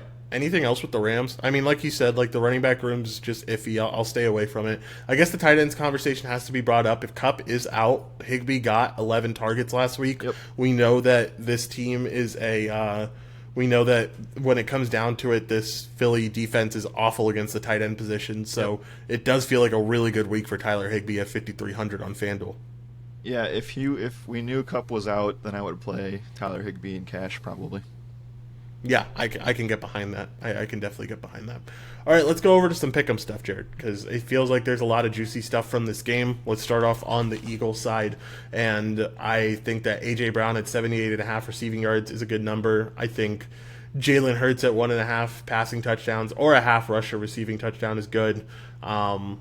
I can get behind a lot of this, man. I can see him over 40.5 rushing yards too. What do you like here? Man, I am so upset that we didn't take Brown touchdowns last week. I knew it was coming. We spent all that time talking about it against Tampa because the squeaky wheel has been there. And you look what happened, 27 targets in the 2 last games, over 100 yards in each of those, 2 touchdowns last week. I still think it's a good bet this week. I do like 78.5 receiving yards for A.J. Brown. Other than that, I wish we had a Jalen Hurts fantasy number. If it was over, let's say if Jalen Hurts is at 22 fantasy points, that feels low right off the bat, but I feel like they've been putting him there. I would take the over of anything unless it was 25 plus. So that's kind of where I'd lean with that. Dallas Goedert, 33.5 receiving yards is also okay. And I think that's it for the Eagles for me. Yeah, for sure. I can get behind all that. Let's talk about the other side and talk about the Rams. We're not going to have many numbers up because we don't know what's happening with Cooper Kupp yet. But give me some ideas. If you hear that Cooper Kupp is out, what number would you need from Puka to end up taking an over? They've been pricing him at 6.5 receptions and like 71 receiving yards. He would go over the receiving yard number in that regard if Cooper Kupp was out. Higbee, if he had like 3.5 receptions, 40-ish receiving yards, I would take that as well. If Kupp's out, Tutu Atwell comes right back in the mix as well. We need to talk about that. He was actually under 6K on FanDuel, so that would have been somewhat interesting for me as well. But we don't really know, can't really say. So if you see numbers for any of those guys at those numbers, you can take them. I would be willing to take some Williams unders for rushing. I'm not going to touch the touchdown stuff. They, for some reason, just give him the ball inside the 5 and he scores. Yeah, they do. I don't really want to touch that and bank on that not happening. But it does hinge on Cup, and that's kind of the nature of what this is. So if you want to get a good jump on it beforehand, if you have a good read, then be my guest. But Cooper Cup feels like he's coming back this week. It's a big game to miss if he does. Yeah, for sure. Definitely, without a doubt. All right. Let's anything else here? If not, let's move on into another banger of a game. Right. We should at least touch on one piece of news that's relevant for the slate. Amon-Ra St. Brown does not practice today. Ooh, that gets really spicy, man. If he ends up not practicing tomorrow, it's going to be Value City in Detroit, and definitely, more importantly, Sammy Laporta time. And I think that's what we care about the most. All right, next game up is one that I've been excited to talk about this one since the start of the show. Chiefs and Vikings facing off against each other. Chiefs on the road, 4-point favorites on the road, over under at 52.5. Jared, let's start this one off with a fun fact. When the Vikings are underdogs in the over, when the Vikings are underdogs, the over tends to go over 70% of the time, and it tends to go over by over 2 touchdowns, Jared. 14 points altogether. And it makes sense, right? Like that correlates. And this is all in Kirk Cousins territory. That's when this was taken. But it makes a lot of sense considering the fact that this Vikings team throws the ball a lot. They like to be aggressive. They have one of the best receivers in the world when it comes to Justin Jefferson. And I just think this could be really just a explosive 70 total point type of game between these two teams. And let's talk about the Chiefs side because there's a lot of upside here with Mahomes. You talked about it at the beginning of the show. He's one of the top quarterbacks of the slate. When you're talking about Mahomes and Jalen Hurts, I think I slightly lean Mahomes here at the end of the day.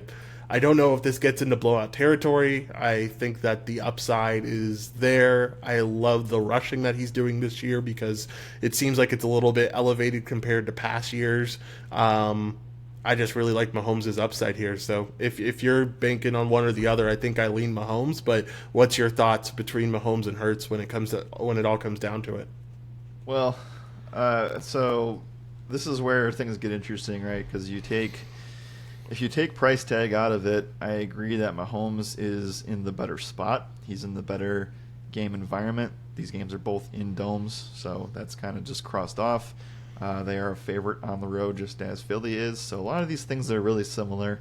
I would also say that maybe in Jalen Hurts' defense, you get a little bit safer of a floor, where I feel like touchdowns are kind of all over the place, and if Mahomes isn't getting the forward pass inside the 5, then he's not getting credited for the touchdowns. So there's that, where I feel like the Eagles are much more centric in getting Jalen Hurts touchdowns. Anyway, though, that's kind of just a nitpick, I guess. Both plays are amazing. I do think that any game that could have been between the two of them, it could be a defensive slog match, would be Eagles-Rams. And I think that's this one for, like you said, I mean, we've kind of trashed high total games recently. I was wrong last week. Miami got the doors blown off them. I was kind of hoping, when we talked about that game going under, that Buffalo's struggles would continue, and they did not.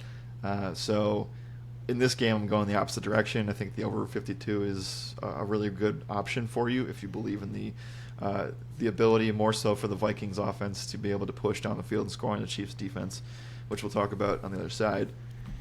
I think that's the only thing holding me back right now, is just saying that I think baking in price, and I don't know, I go back and forth on it. I think Hurts is slightly better just because he's cheaper, but you might not even need the salary savings, and that's probably the biggest point here. I think Mahomes probably is the QB1 when you consider everything, just all the details, price included. I don't know. I guess I don't know how you feel about, like, you're obviously on the Mahomes side here, otherwise we wouldn't be talking about this, but I don't know if you can necessarily trust the floor of the rushing stuff for Mahomes as much as you can trust it for Hurts. Yeah, I guess my thing is that, like, I feel it feels more trustworthy this season, at least.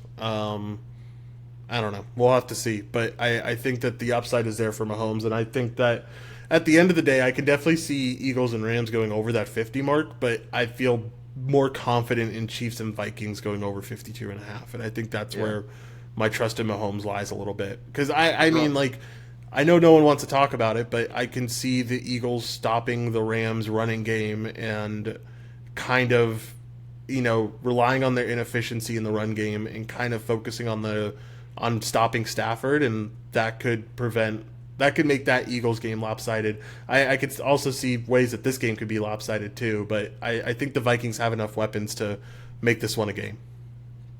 I think so, and we know if there's anything to trust, it's Vikings game staying within a score. So if that's the case, then we're in a really good spot there. I also think that, neither team really wants to run the football in this game. And so the fact that Pacheco was able to do what he did against the Jets defense was really enticing and intriguing. But I don't think that's going to be Kansas City's route. Obviously, we know that the Chiefs are first in pass rate over expectation. They throw the ball 8% of the time in neutral situations, more so than anybody in the league. Vikings were high on that list. They still are. They're number 3 in the league, so both teams definitely cater towards passing. And for Minnesota, this is it. This is their Super Bowl. This is the Taylor Swift Bowl, and this is their last chance of making any money in their stadium if they lose this game. So there's also that too. I think the season is over if they lose. I think the season's already over now. They barely survived Carolina. So I think this is a spot where nobody expects them to win, and I wouldn't be surprised if things went down to the final second. And if that's the case, then Mahomes goes over Mahomes goes over Jalen Hurts. So I was also going to say in my last point, and I guess we can start moving this into the other positions now. The Chiefs have not looked good outside of that Bears game, and we shouldn't even be looking at that one. So it was encouraging to see that they beat a bad team. But other than that, they lost to Detroit. Did not look good there without Kelsey. They did not play well against Jacksonville in a really hot game that came down to the last second. And they looked really strong, 17-0 against the Jets, and they completely collapsed in the second half. So this is as good of a get-right spot for them this week, where I think, like the Eagles, they haven't looked that great either, and they really impressed in that last half of that game last week. So I don't know. Let's talk about other stuff. Let's talk about the atrocious fact that Travis Kelce is 87-89 price tag on FanDuel. It's a joke, but you got to talk about it. Yeah, for sure. Definitely price tag interesting for sure. I think this is a really good spot for Kelce when it comes down to it in DFS. The usage is just there. I think if you can afford it, you try to get to it. I think that's a tough conversation, though. Like, can you afford this high of a price tag? And I don't know. I don't feel like you can this week. Oh, it's obviously one of the best tournament plays, as we always talk about for Kelce. And I think that he hasn't necessarily played very well all season. He had a good game against the Bears, but I don't know. We have not seen a vintage Kelce game. I think it is coming this week. I think he'll have a really good game. But we haven't necessarily seen, like, if you've rostered Kelce or if you've had him on fantasy teams, I think he's been really good for fantasy football. But if you've played him on FanDuel or DraftKings, you are very disappointed so far. And I do think that this is the week where he gets 20+. Yeah, I can definitely see it this week. I like the upside this week for sure. We got to talk about some of these other weapons too, right? Like this team overall, they still have some other guys. I know they're very unreliable, but I think they all make for good tournament plays. And Sky Moore, Kadarius Toney. What do you like the most here? All of their wide receivers, not named Kelce, are under 5K or under 6K on FanDuel. It's kind of a joke. It's tough to trust anything. The second that we think we know what goes on with Kadarius Toney could change this week. He hasn't had more than 3 targets in this game, in any game, and we thought maybe we're looking for anybody to break through, and I just can't find anything. I would have even said MVS would have been a great play, but he hasn't had more than 3 targets all season, no touchdowns. So I don't know what to do. If I were to pick one guy that I think takes the next step in tournaments and just in general in this offense, Rashee Rice is the guy that I would pick. I agree. I do like the Rashee Rice spot. The optimizer really likes the Rashee Rice spot, which I think is something that I've been relying on a little bit more. It liked him a lot last week. It's going to like him a lot again this week. So I can certainly get behind the Rashee Rice spot for sure. All right. Anything else here for this game? If not, let's move on. Well, we got to talk about the other side. Sorry, I got tossed up by a text there for a little bit. Do you want to talk about running backs? Oh wait, before we answer that, I don't. Do we want to talk about this? Not on FanDuel. Is Rashee Rice in play for cash on DraftKings? He's 3,600. Yes, 100%. I think at 3,600, you can't. It's too good of a price tag, man. Like he's the only guy. As Robinson. That's what I'm trying to. That's the point I want to try to make. I think, yeah, I think so. I'm more willing to rely. I mean, at the end of the day, you're talking about a Daniel Jones-led offense and a Patrick Mahomes-led offense. Like, yeah. Which one are you going to rely on That's more? Fair. And at the end, also at the end of the day, Rice is like the only wide receiver here that's getting like consistent targets, right? Like everyone else has had like weeks where they've put up a 0, right? Like I know Sky Moore had it last week. I guess Valdez hasn't had it yet, but he's not getting enough targets to where it makes a difference. Tony has had a week where he's put up 0. Rashee Rice is the only guy that has seemed somewhat reliable. So at 3,600, I think so. I say that because I feel really bad not including any Kansas City skill players in a spot where it's the highest game total of the week. And Kansas City has one of the top team totals. They're in one of the best spots. The Vikings are giving up the most fantasy points to opposing wide receivers. And I don't think that necessarily 100% translates to Kelsey having a good game. I think that he will have a good game because the environment's good. But the matchup is the best for these Kansas City wide receivers. So I'm not saying you have to force it, but I feel like you should really consider it. Yeah, I tend to agree. I do think you should consider it. And I think the Rice spot is the one I really like. Yeah. The running back room... talking about that either, by the way. No, I don't think so either. I think it's a great paydown spot. Kind of helps that running back build like you were talking about earlier. I do think we should talk about Pacheco. I'm off of him this week. I think the last 2 weeks have been really matchup based and kind of game scripted a little bit. And this Vikings team has a really good front seven that I think you can not rely upon necessarily, but we've seen them stop some pretty prolific runners, and I think that I'm fine with staying away from Pacheco this week. On DraftKings, I certainly agree. On FanDuel, again, it's kind of like, how are we going to get exposure to this game? I think the easy answer is just you play Mahomes. Man, it is tough. There are certainly spots where I don't think Pacheco makes sense, and you were certainly, like, we wanted to play him against the Bears. It's just the injury kept us off of him, and he ended up playing and smashing.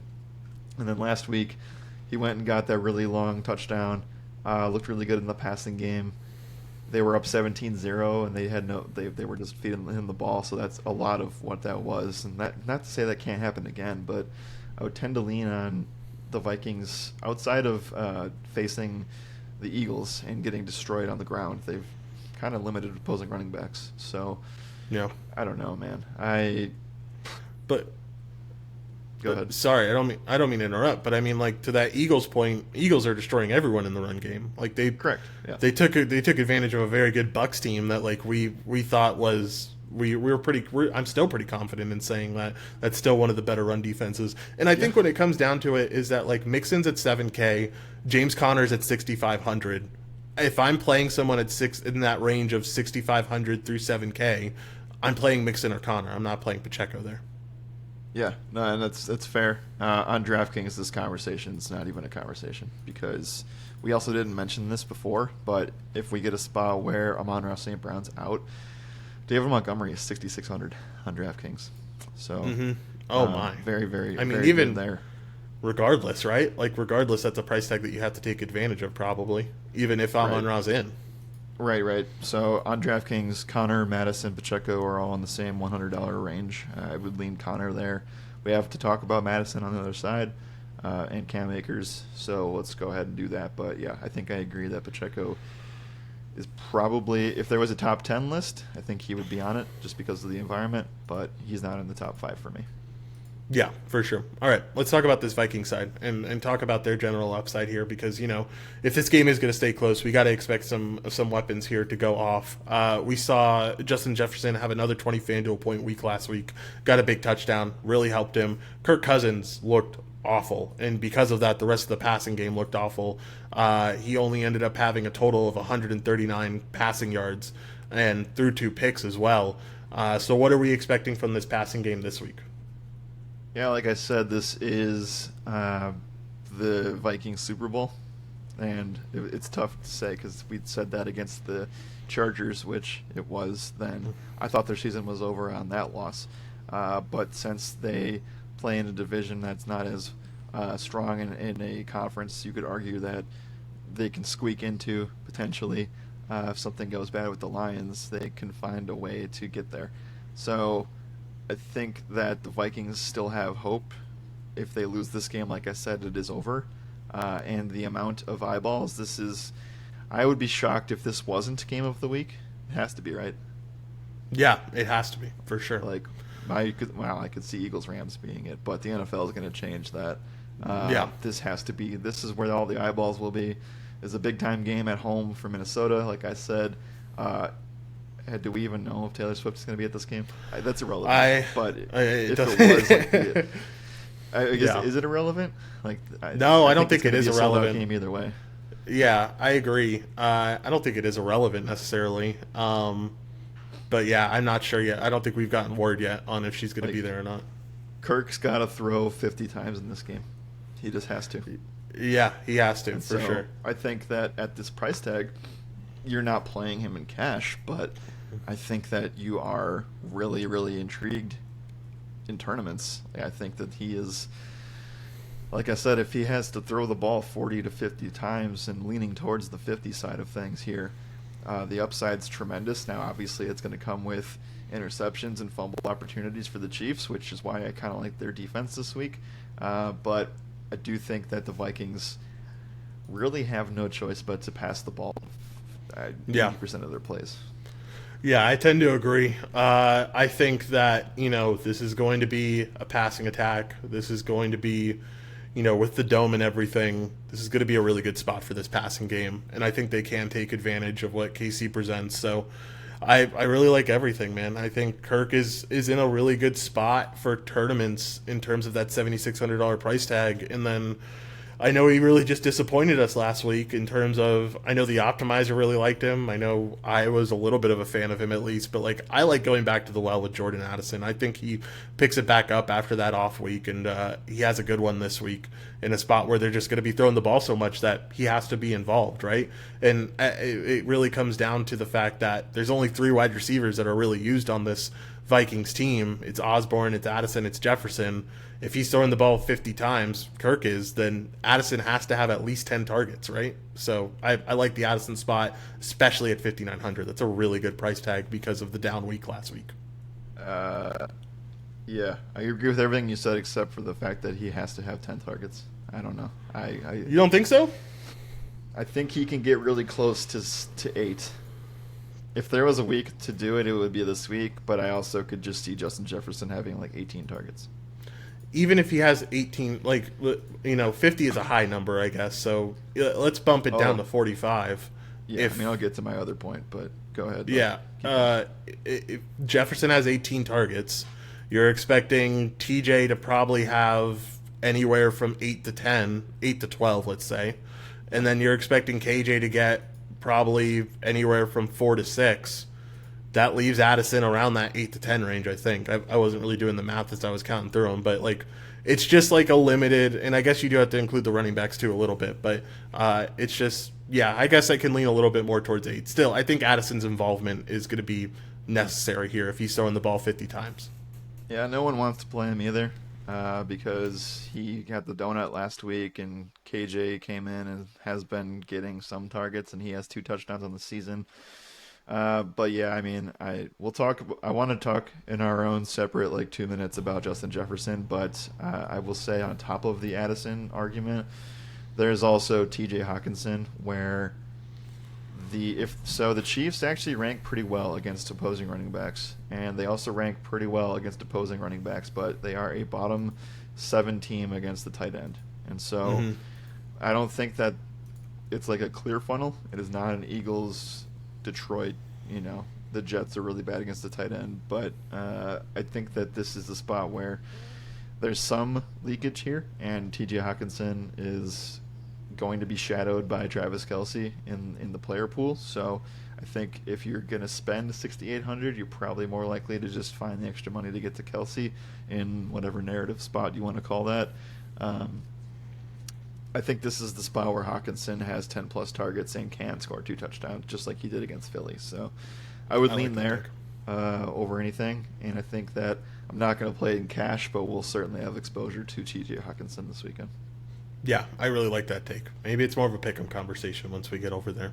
Yeah. Okay, we said we're going to discuss Justin Jefferson. Obviously, the price tag's sky high. It always is. But we've seen really good consistency over these 4 weeks, in my opinion. And I think this environment could be one of the better environments he'll be in all season long when it comes down to these two teams shooting out. So Justin Jefferson, 9,200. Can you find the salary to even make it work this week, or is that just not doable in cash? I think it is real. I'm not going to say impossible, because you will find him at probably 15 to 20% owned in cash. It makes it really difficult if you want to play Bijan, and if you want to play Joe Mixon, and if you want to play a quarterback that's the caliber of Hurts or Mahomes.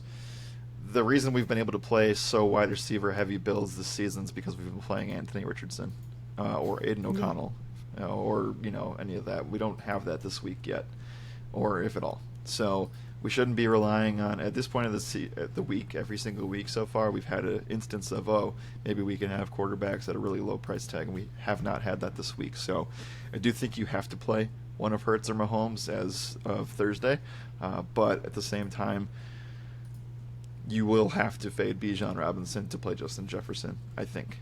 I'm not 100% certain on that, but you'd have to, right now I'm looking at it, you can do it, but you'd have to punt wide receiver twice in order to make that happen on DraftKings.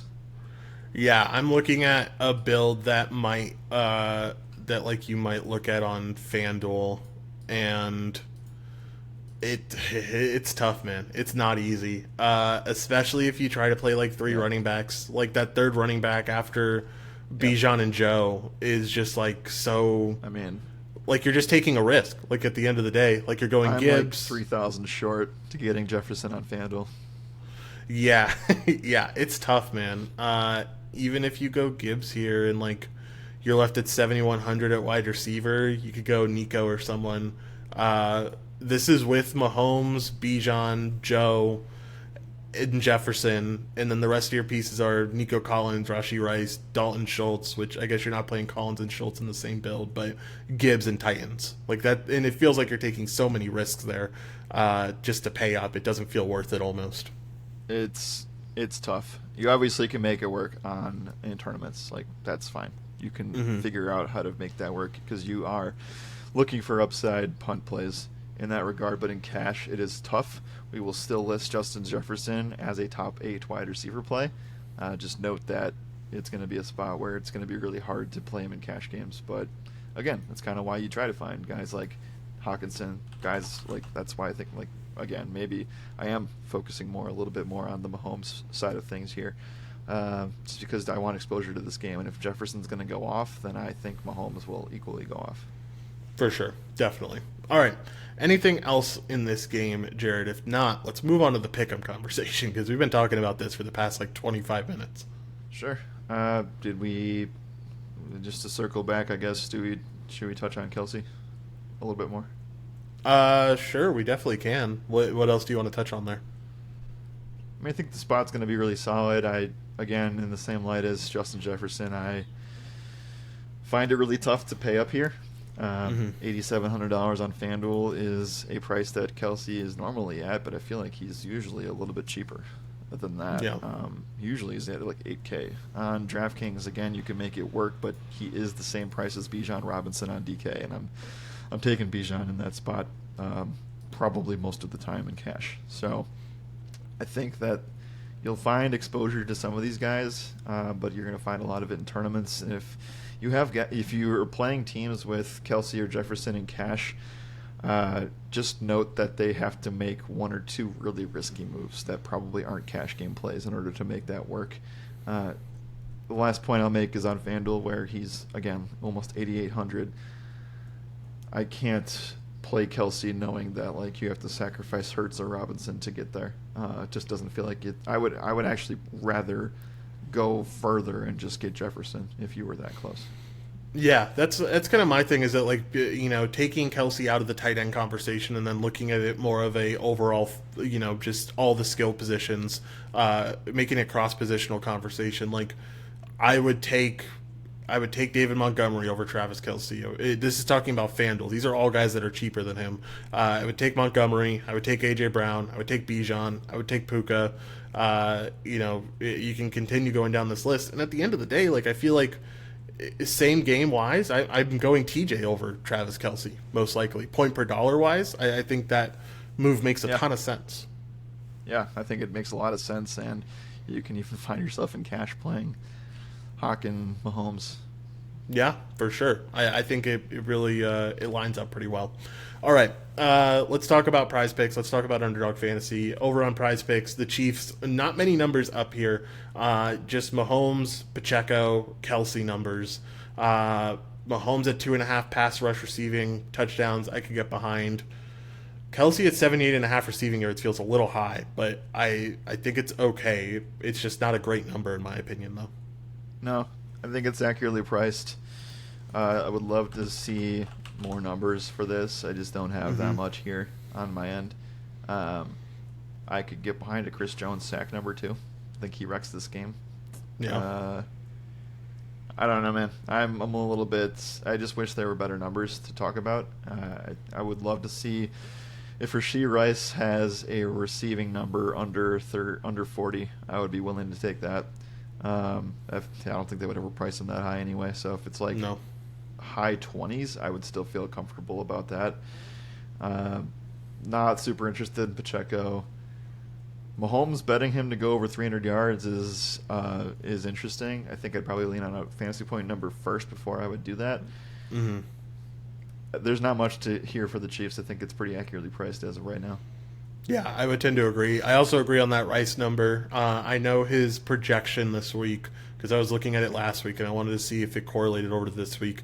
His projection, according to the optimizer, is around like mid 40s. So like they really like him. They're always going to project him over. Them being us in my optimizer. But yeah, it's always really liking his involvement there. Let's talk about the Viking side because I think there's some more numbers here that get a little bit more enticing. Another number that the optimizer really likes is Justin Jefferson over this half a touchdown. It has him projected at like 0.93 this week, which is insane, a really high number. But I really like him to get a touchdown this week. So I think over the half touchdown mark for Jefferson's really solid. I also personally really like Hawkinson over 53.5 receiving yards too. You kind of sold me on the Hawk stuff. I think I'm willing to buy in there. Yeah, I really like the over 53.5 that Underdog has for receiving yards on Hawkinson. I think that's really strong. I'm very hesitant on what to do with Jefferson.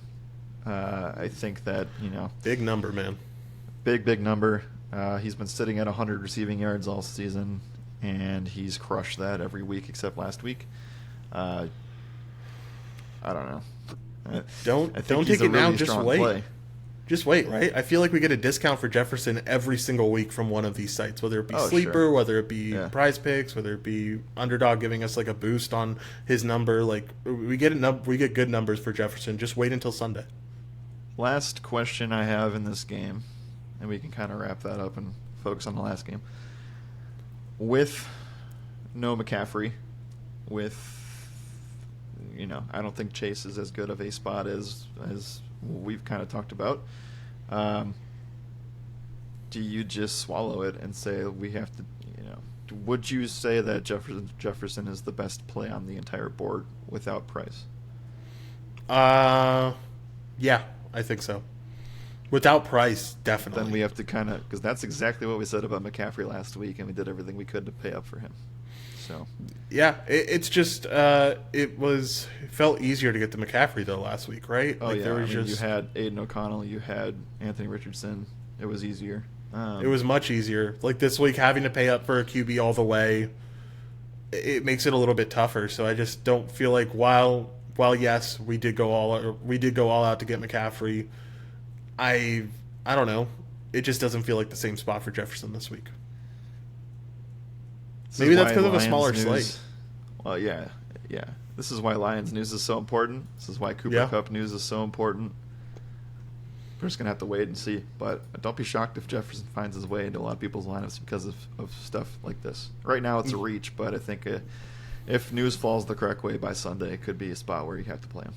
Yeah, at the end of the day, like we've been doing this podcast on Friday or Thursday. This is the disadvantage of doing it on Thursday is that like we're left in the dark about a lot of the slate changing news, and that's why you guys need to read the articles, and that's why we have the Discord too. Ask us some questions as well.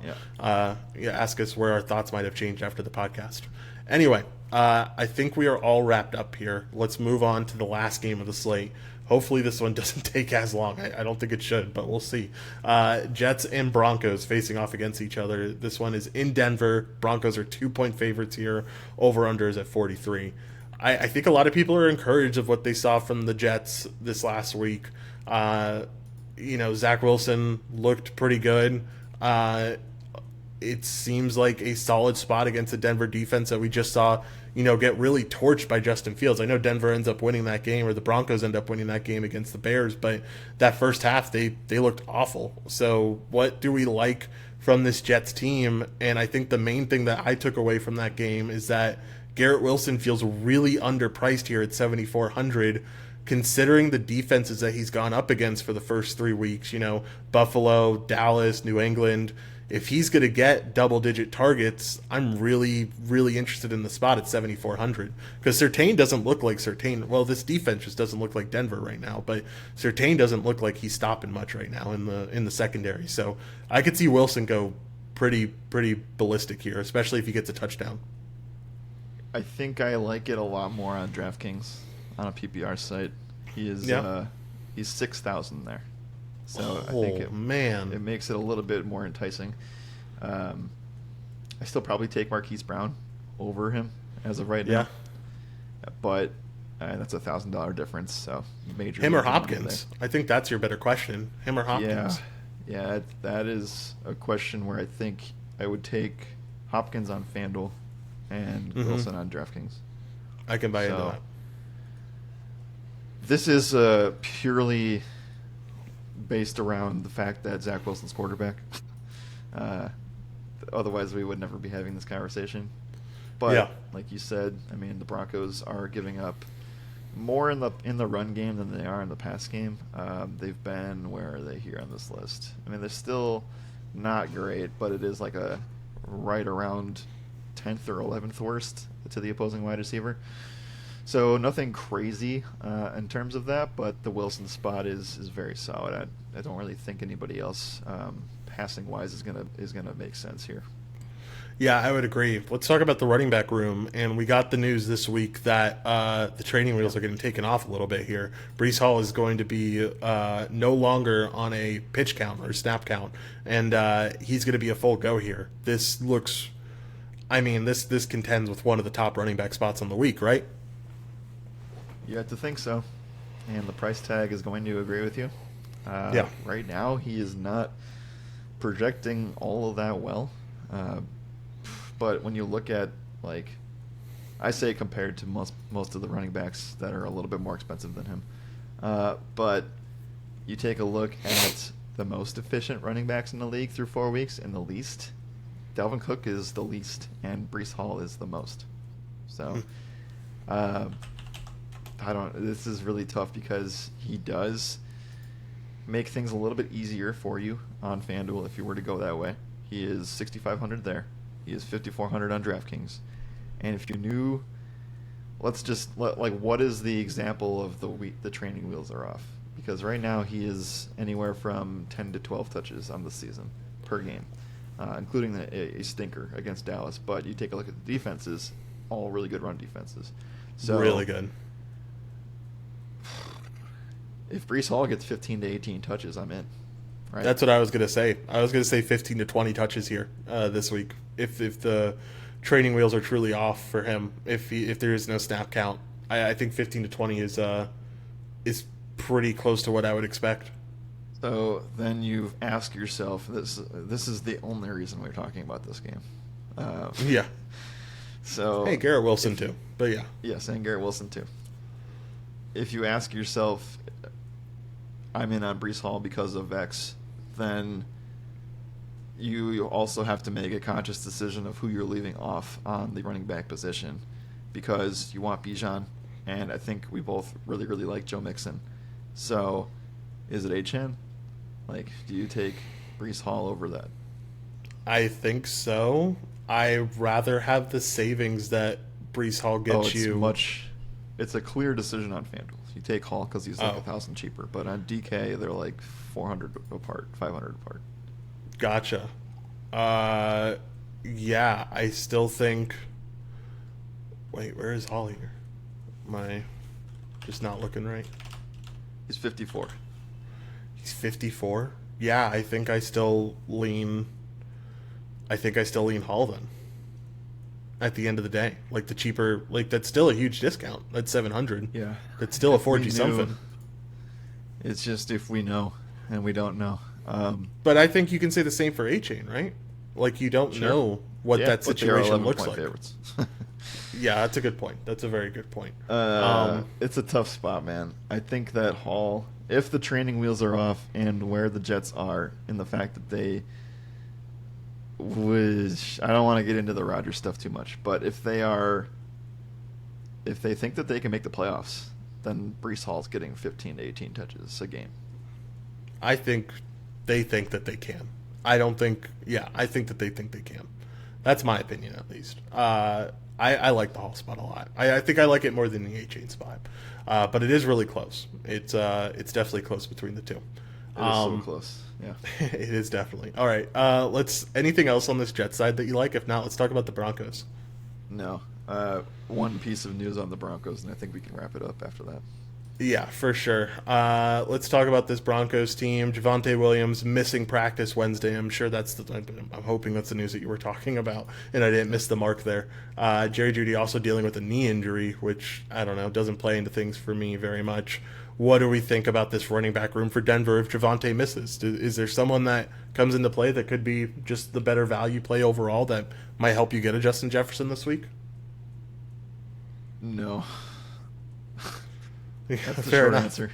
Okay. But in fantasy, that's not price regulated. You would want to pick up Jaleel McLaughlin just as have him on your bench to see if it works out for you. Seeing as Javonte did not make it through the game, I'm saying that he probably doesn't play, but I don't really know that because it's Thursday. So Jaleel McLaughlin would be the guy, and I do not think that would be a good choice, even if you wanted to fit Justin Jefferson in. I just don't respect. I think we respect the Jets' rushing defense enough here. I actually want to prove that point and see where they rank. Actually, they don't rank that well because who ran on them? I feel like a team ran tremendously well on them. Anyway, though, they're like a bottom 12 run defense right now, which I guess is slightly intriguing. Pacheco ran really well on them. I mean, he had 100 yards. Yeah. He had one really good run. Anyway, though, I think that I just don't want to touch that Denver, I think is the main point there. Yeah, fair enough. All right, let's talk about pick'em stuff really quick, and then we can get out of here. On the Jets side, I'd be really interested to see what a Wilson reception number might look like. If it was at like 5.5, I'd be interested in taking it over there. Also, really like Breece Hall rushing yards at 60.5. Anything that you like here that you can get behind? They're pricing him up at 60.5. That's kind of like what we do for baseball, where we kind of compare what we expect fantasy point lines to be, and if it matches the price tag and what we expect, that 60.5 rushing yards tells us that they're expecting him to get 12 to 15 rushing attempts, right? So yeah, I'm a little bit bullish on that. I could see any news bumping that 60.5 up to like 70 by Sunday. 10's a lot, but you know what I'm saying. You kind of get my vibe there. 5 receptions for Garrett Wilson on Underdog. I think that's pretty strong. I don't know if I would hammer that. Like I'd play somebody in the previous 2 games before I would do that, but Jets numbers are somewhat intriguing here.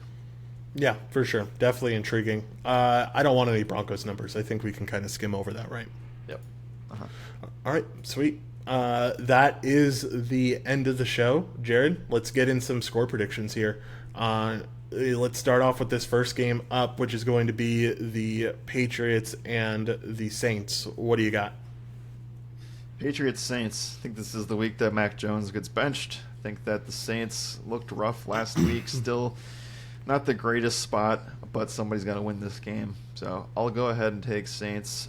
They win a really low-scoring game, 16, Patriots 13. I like it. Yeah, I think something similar here. Give me Saints end up winning this game, and they end up winning 17-10. It's a really ugly one. All right, Texans facing off against the Falcons. Who do you got here? Texans, Falcons. I'll say Atlanta after a really tough week. I know that the jet lag stuff is going to be a thing, but I like them to win solely because Bijan Robinson is able to get stuff going at home here. So I expect this one to be pretty low scoring as well. I'll go 21 Falcons, 17 Texans. I think Texans end up shocking and winning this one. I think that passing attack with Stroud is too good, and I think he'll have something to prove here as well with the fact that, I think it's between these two, at least right now, for Offensive Rookie of the Year. So give me Texans end up winning this one, and it's pretty close and low scoring, 21-13. All right, next game up, Titans and Colts. What do you got? Titans, Colts. I think that there are ways that both teams can win, but I also just completely saw a different side of that Colts team last week. They put up some real fight in a spot where in previous years they would have never been able to have done that in that kind of time frame. So give me the Colts here.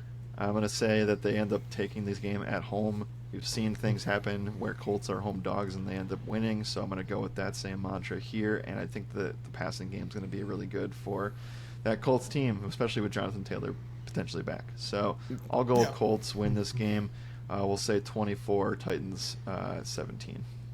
I like it. I think Colts win here as well. I think they win at home. I think Vegas might be weighing that Titans win against the against the Bengals a little bit too highly. So give me Colts end up winning this one, and they win 21-17. Close game. All right, next game up, Giants and Dolphins. This could get really bad really quick. I also see that this line moved. It was at 11 when we first talked about it. It's now at 11.5, so seems like the public's pretty heavy on the Dolphins. Public bets have been very profitable so far this year against the spread, and I think I'm leaning on that here too. I think Dolphins route here, man. I think especially, it all depends on Saquon being back or not, so that could certainly change things, but give me 45-21. Dolphins end up winning. Sorry, 45-21 is what you said? Yeah. Mm-hmm. I don't even know if Saquon being in changes much here. It changes the backdoor cover potential, but at the same time, Miami was facing Denver 2 weeks ago, and we saw that they were 6.5-point favorites at home. I just feel like this spot where the Giants have just played so bad and they're going to be on short rest now too. I would be willing to back such a high number. So, and you also bake into the fact that Miami got embarrassed by Buffalo just last week. So there's that, and the weather and everything else associated. I'll go Miami covers the spread and they embarrass the Giants, and I think that we'll get a Miami score of, we'll say 38, Giants 17. I like it. All right, next game up, Lions and Panthers. I think I bought into what you said. I think Lions might disappoint here a little bit compared to what people think. I think they still win this game, but I think Panthers have the door open for a backdoor cover. I think people might have forgot just how bad this Lions secondary is when they lost the pieces that they did. So I will have Lions low scoring affair because I don't think the Panthers put up much offense, and I think the Lions might be a little handicapped without ARSB. So Lions end up scoring 24, and Panthers end up scoring 21. What do you got? I'll give the Panthers the benefit of the doubt that they keep games closer this season. We haven't necessarily talked about them, or I don't think many people have watched the Panthers in general, and we just saw the Lions crush the Packers on a primetime game, which is going to inflate that number a little bit more. So I will say Panthers cover. I think Detroit's still going to be in a really good spot, and they should win comfortably, but maybe not to the point where you're betting Detroit minus 10. So I'll go Lions 27, Panthers 20. All right. Next game up, Ravens and Steelers. I think Ravens slaughter here, to be honest with you. I can totally see it happening. We've also seen this line move during the podcast. It was at -4, now at -4.5. Ravens end up winning this one by 2 touchdowns. Ends up being 31-17. Wow. Yeah. Okay. I can't back anything on the Steelers side, so I kind of have to agree with that. But I'll call it a little bit of lower scoring game. I'll say Ravens 24, Steelers 10. 31-17 was a little high. I'm a little bit regretting that, but that's okay. I already locked it in. Let's keep moving on. Next game up, Bengals and Cardinals. Cardinals, I think they get the win here at home, man. I just feel like I believe it, especially after watching them last week in full against the Niners. I believe in this team. So Cardinals end up winning this one. Let's say 27-21. They are such a thorn in the side of every team that they've played so far. Yeah. The Cardinals are. And in that light, I just cannot feel good about taking the Bengals. I still think Joe Mixon's a really solid play. So there's that. But, man, yeah, I do think Arizona wins as well. And I think it is a very high-scoring game, as most Cardinals games have been so far. So I will say Cardinals 27, Bengals 24. Yeah. Okay. Next game up, Eagles and Rams. What do you got? I think that this is, again, a spot where the Eagles will be pushed. I actually think that the Rams, I'm not even going to talk about the field goal to cover the spread that the Rams had a couple weeks ago. But they will keep this within a score. I think that the Eagles will win in a fashion like they did last week. And I could see them actually having trouble with the run game, establishing that for once this season. So I do think that the Eagles will win, but the Rams will cover and will give a final score lower than 50. We'll go Eagles 23, Rams 20. I like it. I think Eagles end up winning this one. I really wish they wouldn't, but I think they end up doing it. I think they win. They cover. Give me 28-24. Or no, I said they cover. So 28-21 is where I'll lean for this one. All right, next game up, Chiefs and Vikings. What do you got here? Chiefs Vikings is fun. I think this is one of the 250 games that goes over the total. 52.5 is the total. We'll go Chiefs winning this one. I think that the Vikings have a really good shot to cover. But man, 4 is very accurate to where I wanted to take this. So we'll go Chiefs 31, Vikings 28, and just kind of get a middling number there. Yeah, I think I'm going 35-31. Chiefs end up pulling it out. That's where I'll lean on this one. Okay, last game up, Jets and Broncos. I think Jets win this game, man. I really do. Give me Jets end up winning a really low-scoring affair of 17-13. Yeah, you know this is a Broncos hater podcast, so yeah, it really is. I'm certainly on that. I even had Bears winning last week, I think, and looked where that happened. So Anyway, Jets are going to win this game. I agree with you. They're going to do so with a lot of field goals, so I'll say 20. Jets 20, Broncos 17. I like it. All right, Jared, let's get some final thoughts and get out of here, man. Another 2-hour show. Was hoping we'd get under that 2-hour mark, but we're not good. We can't do it even with only 10 games. A little bit shorter. Yeah, a little bit. We're getting there slowly but surely. Give me your final thoughts. What are you expecting for NFL, and how can cash game members approach cash game contests this weekend? Yeah. Yeah, the zoom out mode of this slate is the fact that we are finally in a spot where we're paying up for QB this week, where we've been able to have a lot of value with that over the course of the previous month. We're also going to be in a spot where it's a very tough slate to pay up for wide receiver, and you have running backs in really good spots up and down the board. And you have to keep in mind with that too that you are also trying to get as much exposure to as you can to 3 really good afternoon games. So that's the zoom out version, and you kind of zoom in closer the next couple days, and you realize that so much injury news is up in the air right now.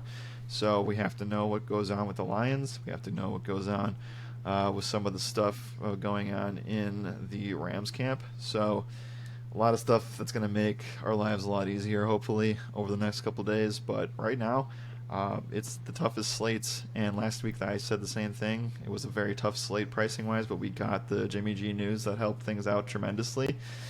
Not sure what we get with that this week. We could find worlds where Cooper Kupp's in, Jonathan Taylor's in, potentially more guys get ruled in. A T. Higgins ruled in spot would be very wild for that Bengals team. So lots up in the air here. And I think that, this is the benefit of, yes, us doing a free show on Thursday, but then members behind the paywall getting all that information on Friday, Saturday, Sunday. Yes, sir. Exactly. Yeah, we had like 5-7 quarterbacks up in the air when we started the podcast last Friday. I think maybe there's like 2 that are like somewhat questionable, but I think both of them end up playing in Carr and Pickett. So definitely going to be interesting to see how we make the money work this week, but I guarantee you we will at the end of the day. So just note, college football this weekend, provided for it the last few weekends and went really, really well last week. Ended up covering or cashing 2 game stack slips for Underdog Fantasy, so make sure to keep an eye out for that. If you're listening Thursday before the Thursday night game, then the Pick'em Optimizer will be updated for Thursday Night Football, and if you're listening after the Thursday Night Football game, then most likely you can go check out the numbers for the whole week and see everything else over there uploaded on our Pick'em Optimizer. But I think that's it. Articles out normal time on Saturday, and those are for members only. So make sure to keep an eye out for those. All right, Jared, let's get out of here. Thank you all for listening. And as always, my name is Joshua Riemer. Good night and good skill.